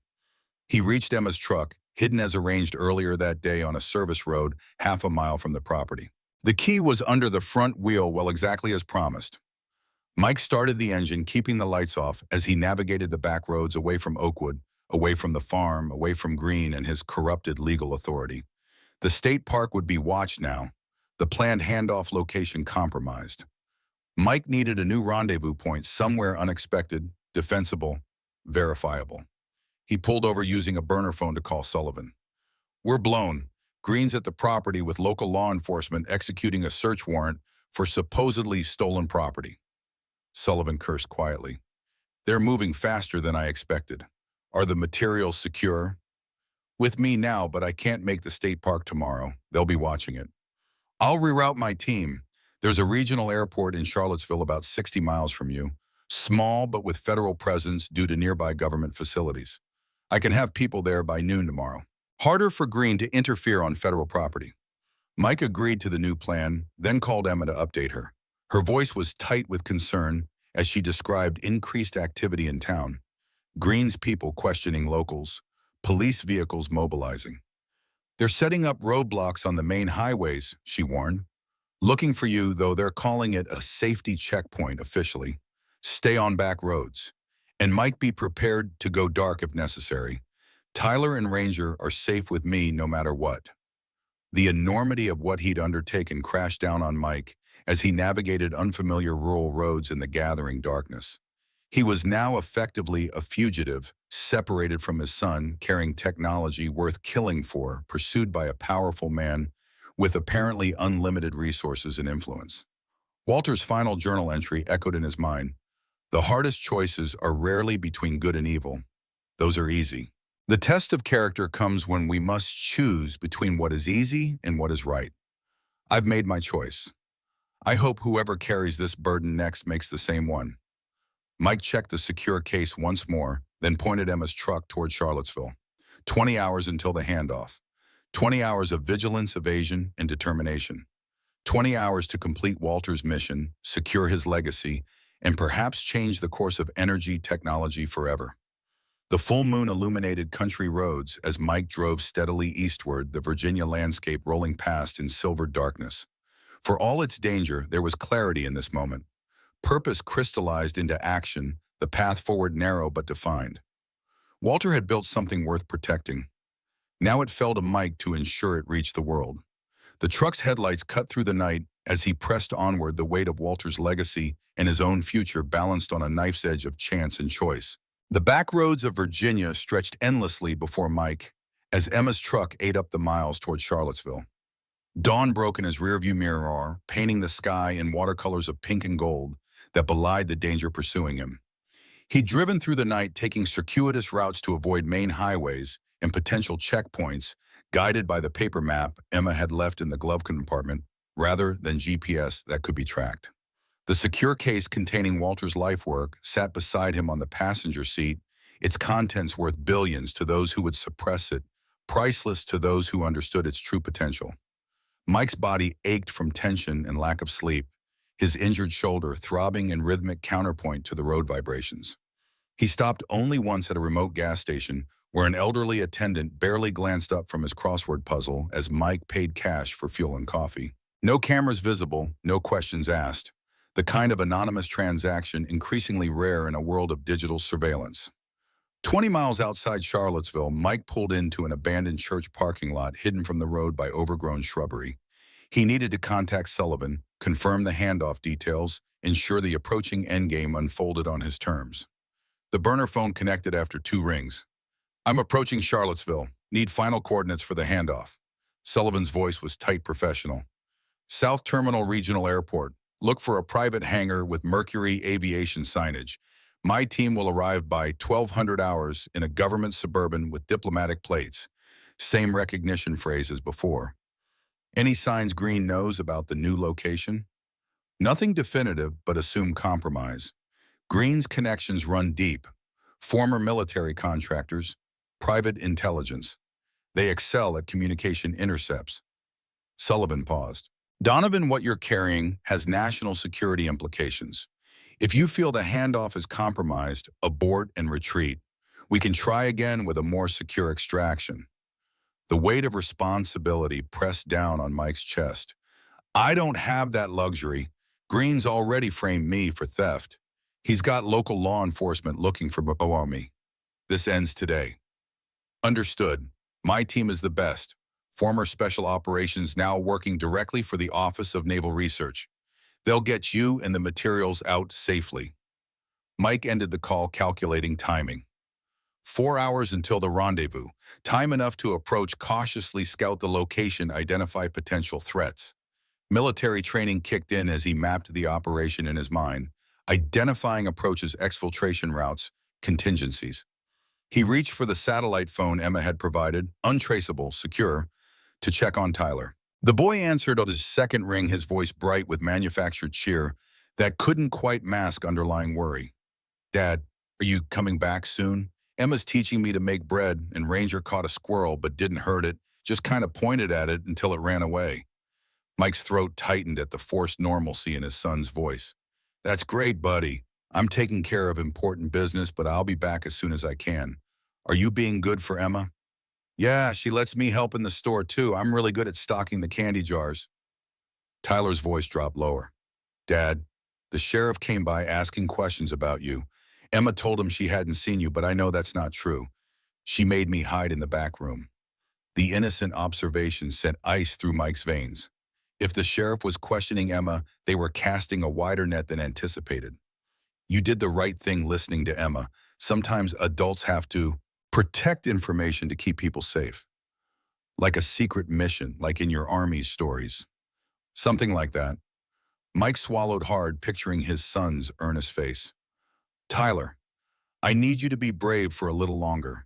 Stay with Emma. Do exactly what she says, no matter what. I'll come for you as soon as I can. Promise. The simplicity of the question nearly broke him. I promise. Nothing in this world could keep me from coming back to you. After ending the call, Mike sat motionless, the weight of his choices pressing down. Walter's mission, his technological legacy, it mattered perhaps more than anything else in the grand scheme of global energy independence and military safety. But measured against Tyler's welfare, against his need for a father, the calculus shifted. The technology couldn't raise his son, couldn't heal the wounds of loss they both still carried from Kate's death. With renewed determination, Mike started the truck and continued toward Charlottesville. Complete the mission, secure Walter's legacy, return to his son. The objectives crystallized with military clarity. The regional airport appeared on the horizon, smaller than expected. A single runway, modest terminal building, and cluster of hangars serving private aircraft and regional carriers. Mike parked Emma's truck at a nearby shopping center, walking the final mile to avoid the conspicuous vehicle being spotted by surveillance. From a wooded hill overlooking the airport perimeter, Mike surveyed the layout through binoculars. The Mercury Aviation hangar stood at the far end of the facility, relatively isolated access from both airside and landside. Perfect for a discreet handoff, but also perfect for an ambush. Something about the setup triggered warning signals in Mike's combat-trained brain. The hangar doors stood partially open, revealing glimpses of a corporate jet inside. Two men in casual clothing patrolled the perimeter at regular intervals. Not airport security, who wore distinct uniforms, but private personnel maintaining deliberate professional spacing. Their movement patterns suggested military training, their constant scanning of surroundings indicating heightened alert status. Mike shifted position, observing from a different angle. A black Suburban with government plates was already parked near the hangar entrance, hours ahead of the scheduled meeting time. Sullivan had said his team would arrive at noon. It was barely 9:30 a.m. The pieces clicked into place with sickening clarity. The hangar was compromised. The men weren't Sullivan's team. They were waiting for Mike to walk into a trap. Mike retreated from his observation point, mind racing through possibilities. Green's connections could have intercepted their communications, identified the new rendezvous point. Or worse, Sullivan himself could be compromised, pressured, or bought by interests wanting Walter's technology buried. The satellite phone felt heavy in his pocket as Mike considered his dwindling options. Trust no one. Walter's warning echoed in his memory, but he needed allies, needed a way to verify Sullivan's team was legitimate before risking the handoff. Mike found a secluded spot behind an abandoned maintenance shed and called Emma, keeping his voice low despite the isolation. The airport rendezvous is compromised. Men are already in position waiting, not Sullivan's team. Emma's sharp intake of breath carried through the connection. Green moved faster than we anticipated. You need a fallback position. I need verification Sullivan's team is legitimate. I have no way to confirm who's really coming for the handoff. Wait, paper shuffled in the background. Walter had a contact protocol for situations like this. Said it was standard procedure from their Desert Storm days. A challenge phrase. The contact says, Desert Shield protocols remain active. And you respond with, Sandstorm Mirage confirmed. Then they counter with the current month spelled backward. Military authentication protocols. Layers of verification that couldn't be guessed without specific briefing. If Sullivan's team is legitimate, they'll know the full exchange. Exactly. And if they don't, Emma let the implication hang. There's something else. Walter maintained a secure facility, called it his panic room. It's not at the farm. It's in Charlottesville in an old Cold War communications bunker the government decommissioned decades ago. Walter purchased it through shell companies when he first suspected Green was after his technology. Hope flickered as Emma provided the location, an abandoned telecommunications facility on the outskirts of Charlottesville disguised as a storage warehouse. Walter said it was shielded secure, stocked with supplies, a place to go dark if necessary. I'll check it out, but I still need to attempt the handoff.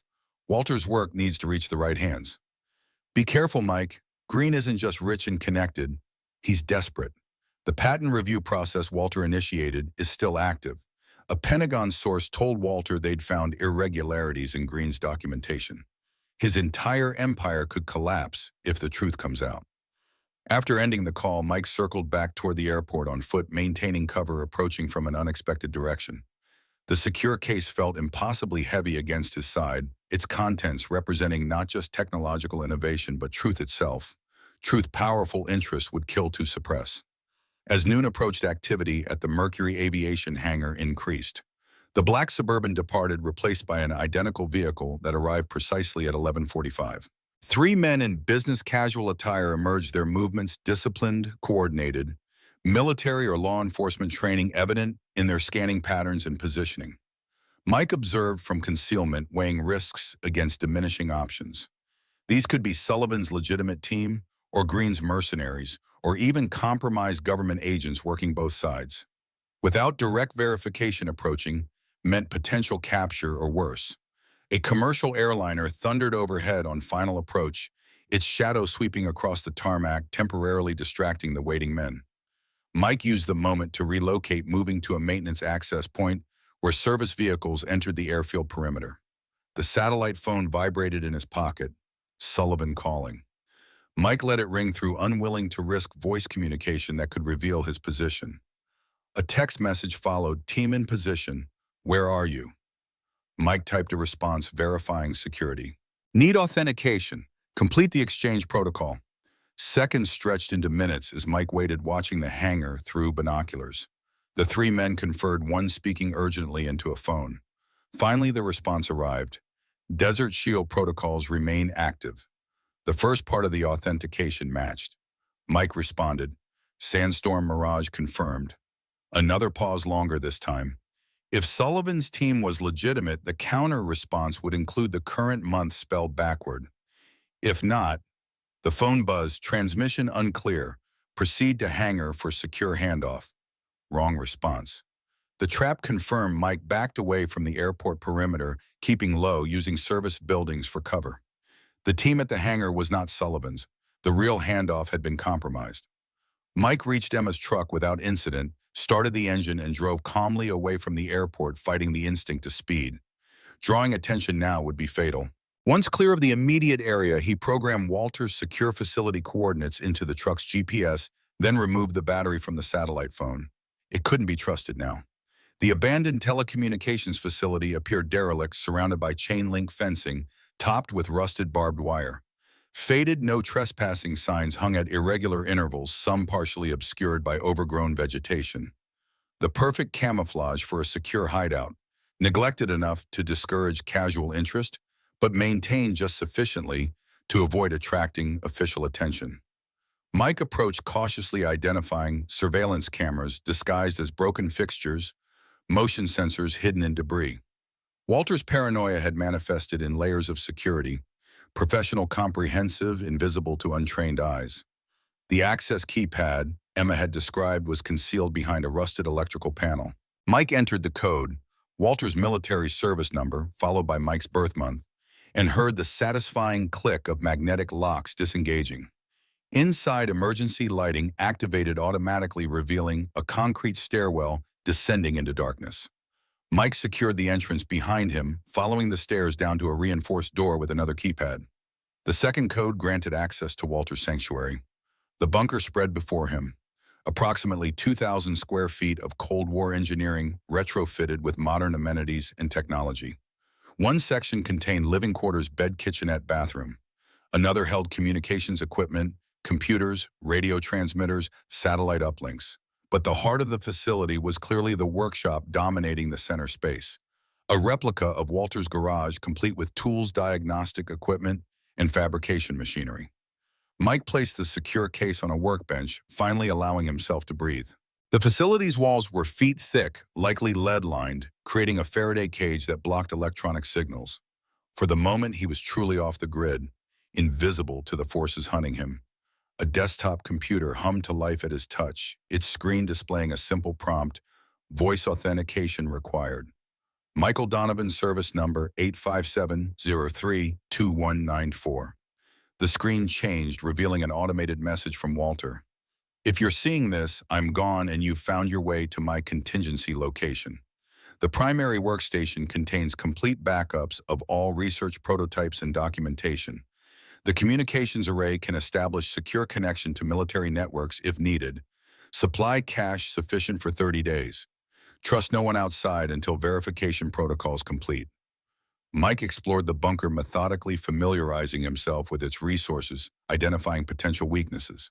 Walter had created not just a hiding place, but an operational base. Somewhere the hybrid technology could be protected, refined, and ultimately distributed through secure channels. At the communications station, Mike found equipment capable of military-grade encrypted transmission, a direct link to Pentagon servers that could bypass conventional channels potentially compromised by Green's influence. The system required specialized authentication, but Walter had documented the process in a sealed envelope labeled Final Contingency. Mike unsealed the envelope, finding detailed instructions in a small flash drive. The instructions described a secure transmission protocol developed for special operations communications during Desert Storm. Obsolete by modern standards except for one crucial feature, it operated on frequencies and encryption schemes no longer monitored by commercial or civilian agencies. The flash drive contained Walter's complete research archive plus video testimony recorded months before his death, insurance against exactly this scenario. Mike connected the drive, reviewing Walter's final message to whoever would continue his work. The screen filled with Walter's face, older, more lined than Mike remembered, but with the same intense focus in his eyes. If you're viewing this, attempts to protect my research through conventional channels have failed. The hybrid technology represents an energy revolution that certain interests cannot afford to allow. Its development began with classified research during Operation Desert Storm, an Iraqi experimental power source recovered from a weapons laboratory near Baghdad. The principles it demonstrated defied conventional physics, energy amplification through what I've termed resonance acceleration. Walter's testimony continued, detailing his decades of refinement, the government's initial interest followed by sudden classification and suppression, Green's involvement in burying the research, and the subsequent theft of watered-down aspects for commercial patents. The complete system renders traditional fuel sources virtually obsolete for vehicle propulsion. The implications extend beyond transportation to power generation, manufacturing, potentially even weapon systems. In the right hands, it represents energy independence and environmental salvation. In the wrong hands, market disruption and geopolitical leverage. Walter's face leaned closer to the camera. To whoever continues this work, you now face the same choice I did. The easy path is surrender. Take Green's money, walk away, survive. The hard path is resistance. Complete the work, distribute the knowledge through secure channels, accept the danger that comes with threatening trillion-dollar industries. I made my choice knowing the likely consequences. I hope you'll make the same one. The recording ended, leaving Mike staring at his own reflection in the darkened screen. Walter had known the risks, had prepared for this eventuality with characteristic thoroughness. Now the choice was Mike's: surrender to overwhelming forces or continue the fight against nearly impossible odds. The satellite phone's battery remained disconnected, preventing tracking, but Mike needed information. The bunker's communications array included a secure landline, untraceable according to Walter's documentation. Mike dialed Emma's private number, the one connected to her apartment above the store, rather than the business line. Mike, thank God. When you went dark, I feared the worst. The handoff was compromised. Authentication protocols failed. I'm at Walter's secure facility. Mike kept his explanation brief, mindful of potential monitoring, despite the secure line. What's happening in Oakwood? It's bad. Green's people are everywhere, coordinating with local law enforcement. They're calling you a fugitive, claiming you stole proprietary technology from Walter's estate. The sheriff executed another search warrant on the farm this morning, tore the place apart. They found the hidden compartment in the garage. Mike's stomach clenched. What about Tyler? He's safe. We relocated to my sister's place in the next county. But Mike, they questioned me for hours yesterday. The only reason they didn't hold me is they have no proof I helped you. That won't last. Someone must have seen Tyler here. Time was running out. Every hour increased the risk to Tyler, to Emma, to Walter's legacy. Mike needed to end this, not by running, but by confronting the threat directly. Emma, I need you to contact James Sullivan at the Office of Naval Research. Tell him Walter's secure facility has been activated. He'll know what that means. Can Sullivan still be trusted? The airport trap. I don't know who compromised the handoff, but Sullivan is our only potential ally with official authority. Walter trusted him enough to include him in contingency plans. After ending the call, Mike turned to Walter's workstation, examining the complete hybrid system documentation. Walter had left everything needed to rebuild and verify the technology: engineering specifications, test results, theoretical foundations, prototype designs.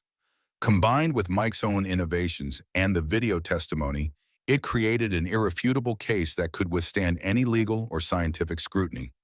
Mike initiated the secure upload protocol Walter had designed, a specialized transmission directly to segregated Pentagon servers, accessible only to those with appropriate security clearance. The complete research archive, including Mike's modifications and Walter's video testimony, began transmitting through encrypted channels that bypassed conventional networks. As the upload proceeded, Mike explored the remainder of Walter's bunker. In a locked cabinet labeled Contingency Defense, he found a Beretta M9, standard military issue, with 3 full magazines. Walter had prepared for every scenario, including armed confrontation. Mike checked the weapon, methodically, muscle memory from military training, taking over as he verified its condition. The communications console chimed, indicating an incoming transmission on the secure system. Mike approached cautiously, confirming the source signature matched on Pentagon protocols before accepting. Donovan Sullivan here. Emma reached me. Are you secure? For now, the airport handoff was compromised. Not by us. My team arrived at the designated coordinates to find Green's private security already in position. We aborted rather than risk confrontation without jurisdiction. Where are you? Walter's contingency facility. Location secure.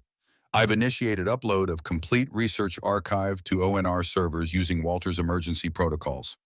Sullivan's relief was audible. That's exactly what we needed. Once received and verified, this gives us legal basis to move against Green.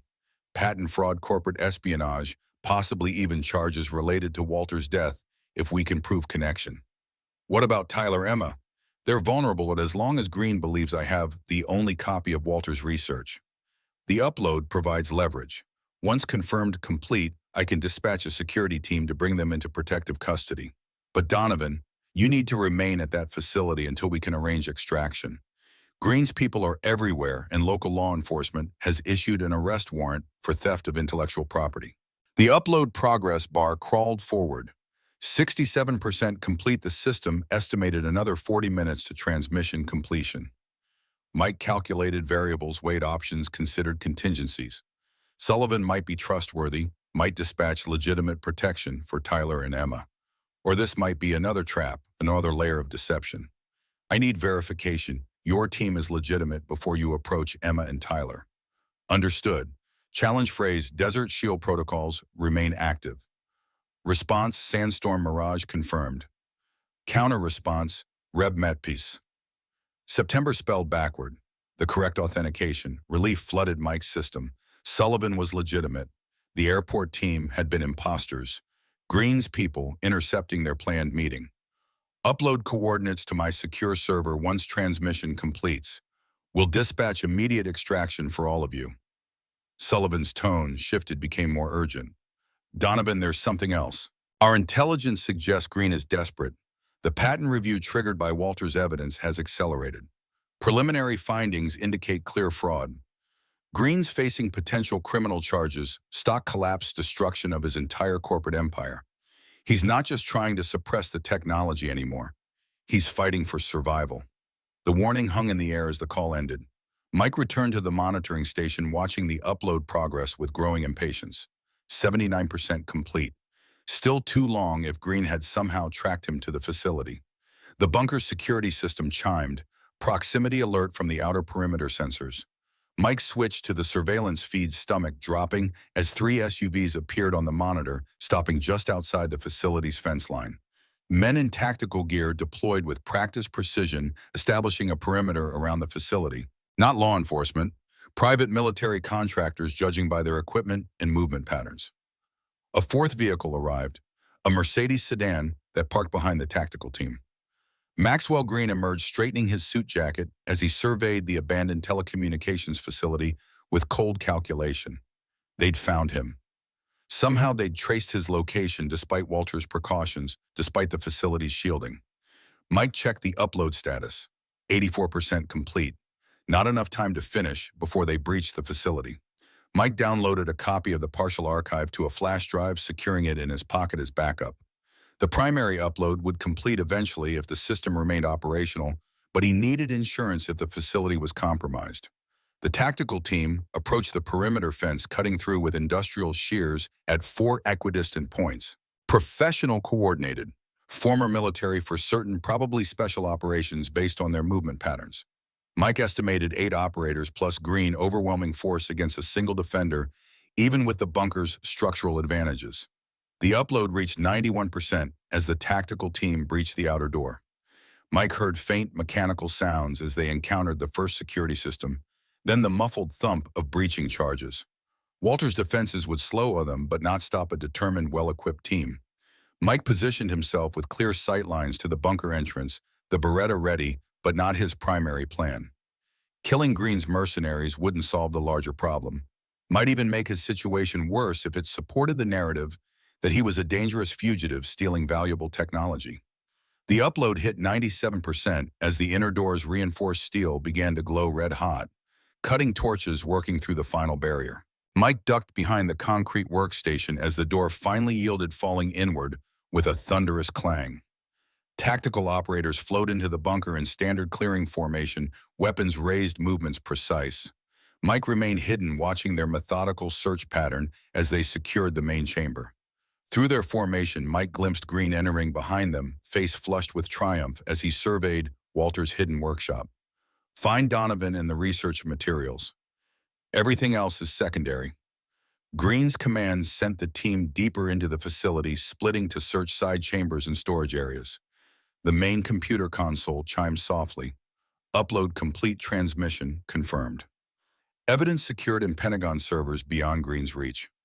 Mike allowed himself a moment of grim satisfaction before focusing on the immediate threat. Green approached the workstation where the secure case lay open. Its contents spread across the surface. Journals, technical diagrams, prototype components. His fingers traced the paperwork with possessive satisfaction, a conqueror surveying spoils. "I know you're here, Donovan," Green's voice echoed in the concrete chamber.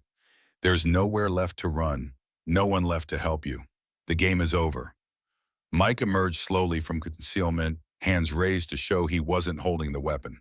2 tactical operators immediately trained rifles on him, laser sights creating crimson dots on his chest. This was never a game, Green. It's about technology that could save thousands of lives, reduce dependence on fossil fuels, change the entire energy landscape. Mike kept his voice steady, eyes fixed on Green rather than the weapons aimed at him. Walter died protecting it from people who would bury it for profit. Green's smile never reached his cold eyes. Walter died because he was old and his heart gave out. A tragic but natural end for a delusional old man who couldn't accept that his theories were fundamentally flawed. We both know that's a lie. The hybrid system works. I've tested it myself, improved on Walter's design with my own modifications. It renders traditional fuel systems obsolete, which threatens your patents, your contracts, your entire business model. What I know, Green stepped closer, confidence radiating from his expensively tailored frame, is that you're a disturbed veteran with PTSD who stole proprietary technology from a deceased friend's estate, who became fixated on conspiracy theories and fled from legitimate law enforcement, who endangered his own son in a delusional crusade. The mention of Tyler sent ice through Mike's veins. My son has nothing to do with this. On the contrary, he's central to resolving this situation amicably. Green's smile widened fractionally. My associates in Oakwood have been monitoring Emma Reynolds quite closely. It wasn't difficult to track her movement to her sister's residence. Your son is there along with that military dog. Currently unharmed, but their situation could change rapidly depending on your choices in the next few minutes. White-hot rage surged through Mike's system, barely contained by iron discipline. If you touch my son, threats aren't necessary. I'm offering a straightforward exchange. The complete research materials, all copies, all backups, all prototypes, in return for your freedom and your son's safety. Sign a non-disclosure agreement, forget Walter's delusions, and disappear quietly. I'll even throw in the $500,000 I originally offered for the farm. Everyone wins. The tactical operators maintained their aim as Green extended a hand confident in his leverage, certain of Mike's capitulation. The moment crystallized with perfect clarity. The culmination of choices beginning with Walter's bequest, with Mike's decision to protect a legacy rather than sell it, with his determination to honor truth over expedience. The facility's emergency lighting cast harsh shadows across Green's features, revealing the hollow hunger beneath his polished exterior. A man who had everything society valued, wealth, power, influence, yet would destroy lives to maintain his position. A man to whom human cost was merely a variable in profit calculations. Mike lowered his hand slowly. You've overlooked something critical, Green. Something Walter understood that you never will. And what's that? Green's condescension was palpable. Some technologies don't belong to individuals or corporations. They belong to humanity. Walter knew that. It's why he left everything to me, because he recognized the same truth in my eyes. Green's expression hardened. Spare me the philosophical posturing. Where are the backup drives, the prototype documentation? I want everything, Donovan. It's already gone. Transmitted to secure Pentagon servers through Walter's emergency protocols. Complete documentation, test results, my improvements to the system. Even Walter's video testimony about your fraud and patent theft. Mike allowed himself a small, cold smile as understanding dawned in Green's eyes. You've lost. The patent review will continue with irrefutable evidence. The technology will be developed, not for private profit, but for public benefit. Green's composure cracked, rage flashing across his features before he controlled it. You're bluffing. This facility is shielded. No transmission could. Walter built in specialized uplinks using military frequencies. The transmission completed 5 minutes ago, confirmation received. It's over, Green. Ujas, the tactical operators exchanged glances, professional assessment calculating changing odds. Green's leverage was evaporating before their eyes. Their employer potentially facing federal charges, their mission suddenly exposed to unwelcome scrutiny. Green's phone rang its sharp electronic tone, slicing through the tension. He answered, listening for several seconds, his face draining of color. When how many more listening, his expression shifting from disbelief to fury. Delay them. Use whatever means necessary. I need 10 minutes.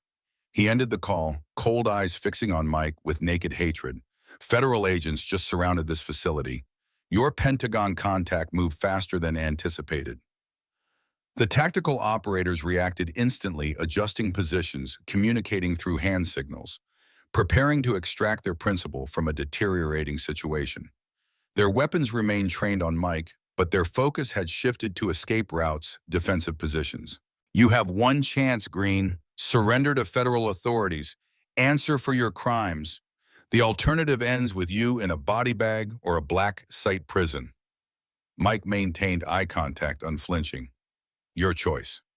For one suspended moment, Mike thought Green might order his men to fire. His expression suggested a man capable of murder when cornered. But calculation replaced rage as Green assessed his diminishing options. Withdraw to the vehicles. Prepare for immediate extraction. Green's command sent his team into coordinated movement toward the entrance. He turned back to Mike, voice dropping to a venomous whisper. This isn't over, Donovan. Men like me don't lose, not permanently. Remember that when you're feeling righteous. Green backed toward the exit, maintaining visual contact until the last possible moment before turning to follow his team. Mike released a breath he hadn't realized he was holding, adrenaline still coursing through his system.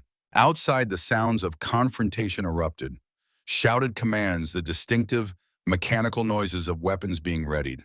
Mike approached the bunker entrance, cautiously identifying himself before emerging to find the tableau frozen in tactical standoff. Federal agents in tactical gear had established a perimeter around the facility, weapons trained on Green's team, who had formed a protective cordon around their employer. Leading the federal team was James Sullivan's sidearm, drawn expression grimly determined. "Maxwell Green, you're under federal jurisdiction now. Order your men to stand down and disarm, or we will consider this armed resistance against federal agents." Green's calculated smile returned as he assessed the forces opposing him. "I believe you're overstepping, Sullivan. My security team is licensed and operating legally. We were simply recovering stolen intellectual property belonging to my company." "That intellectual property claim is precisely what brings us here." Sullivan maintained his position, voice carrying authority earned through decades of service. "The Office of Naval Research has received conclusive evidence that patents held by Horizon Energy were fraudulently obtained from classified military research. Evidence sufficient to initiate federal investigation and freeze all related assets pending review." Green's composure slipped momentarily, calculation replacing confidence as he visibly weighed options, escape routes, potential consequences. His security team maintained professional discipline despite the deteriorating situation, awaiting orders, fingers near triggers. The standoff balanced on a knife edge. One wrong move, one miscalculation could transform the confrontation from tense to tragic in milliseconds. Mike watched Green's face, recognizing the dangerous calculation of a cornered predator. Sullivan broke the tension. "Additionally, we have reports of your operatives threatening civilians, specifically a child and an elderly woman, in Oakwood County. Federal agents are currently securing those individuals and taking your people into custody. Further resistance only compounds your legal jeopardy, Green." The mention of federal agents reaching Tyler and Emma visibly impacted Green's calculation. His leverage evaporating, his escape routes, closing his empire crumbling in real time. The moment of decision arrived, teetering between violence and surrender. Green raised his hand slowly, the gesture of a chess master conceding an unexpected defeat. "Stand down, he ordered, his team voice tight with controlled fury. The tension dissolved as weapons lowered, federal agents moving to secure Green and his team with practiced efficiency. Sullivan approached Mike, holstering his sidearm. "Cutting it close, Donovan. Another few minutes and we'd have been recovering bodies instead of evidence." Mike watched as agents handcuffed Green, the billionaire's expression a mask of cold hatred directed at the man who had dismantled his carefully constructed facade. The upload completed just in time.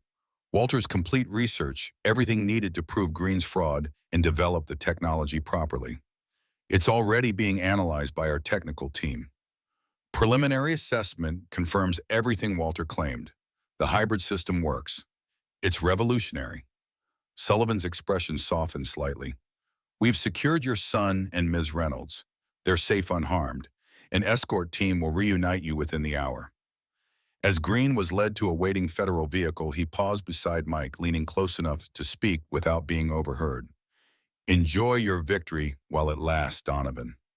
Men like me don't stay down long, and we have very, very long memories." Mike met his gaze steadily. "That's the difference between us, Green.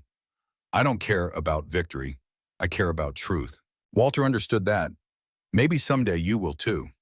Green's cold laugh lingered as agents guided him into the vehicle, the door closing on a man whose empire of deception had finally crumbled under the weight of truth. Sullivan guided Mike toward a separate federal SUV. "We'll need your formal statement, documentation of everything that's happened since you inherited Walter's property. The legal process against Green will be complicated, lengthy." "What about Walter's technology? The hybrid system?" "That's complicated. National security implications, energy sector disruption potential. The Pentagon will want to control development, implementation timelines." Sullivan's careful phrasing revealed institutional thinking already asserting control. "It's too revolutionary to simply release without oversight." The familiar pattern emerged. The same bureaucratic constraints that had buried Walter's innovation decades earlier, now threatening to resurface under new management. Different players, same game. That's not what Walter wanted. The technology wasn't meant to be classified, controlled, rationed by political considerations. Mike stopped walking, forcing Sullivan to turn and face him. It was meant to save lives, reduce dependence on fossil fuels, change how we think about energy. If you bury it in classification and national security concerns, you're no better than Green, just using different justification for the same suppression. Sullivan studied him with careful assessment. What exactly are you proposing? Public development, transparent research, open source the core technology while maintaining reasonable patent protection to prevent monopolization. Mike held Sullivan's gaze. Walter didn't die protecting corporate profits or government secrets. He died protecting a future where energy isn't weaponized or rationed for political advantage. The federal agent's expression revealed internal conflict, institutional loyalty warring with personal conviction. You're asking me to potentially violate classification protocols, risk my career, challenge powerful interests within my own agency. I'm asking you to honor Walter's sacrifice by ensuring his work achieves its intended purpose. Mike's voice carried quiet certainty. Some technologies transcend institutional boundaries. Some truths demand to be acknowledged regardless of institutional convenience. Sullivan's decision remained unspoken as they continued toward the waiting vehicles. But something in his eyes, a recognition, perhaps even respect, suggested Walter's legacy might yet find the path its creator had envisioned. As they drove away from the facility, Mike watched Green's transport disappear in the opposite direction. The weight of Walter's journal pressed against his side, no longer a burden of responsibility, but a foundation for what would come next. A legacy preserved not in metal and circuits, but in the truth it represented. The Virginia countryside rolled past the windows, autumn colors painting the landscape in transitional beauty. Ahead lay reunion with Tyler, reconstruction of their lives and navigation of the complex aftermath of Green's downfall. But for this moment in the space between battle and resolution, Mike allowed himself to recognize what Walter had seen in him years earlier in the Iraqi desert. Not just mechanical aptitude, but the moral compass that gave innovation its true purpose. Some battles were fought with weapons and tactics, others with wrenches and schematics. The most important ones with truth against deception, with the courage to stand when easier paths beckoned. Walter had understood that. Now Mike did too. The road stretched before them, leading back to Tyler, back to whatever future they would build together. Not easy, not simple, but theirs to shape with newfound purpose and clarity.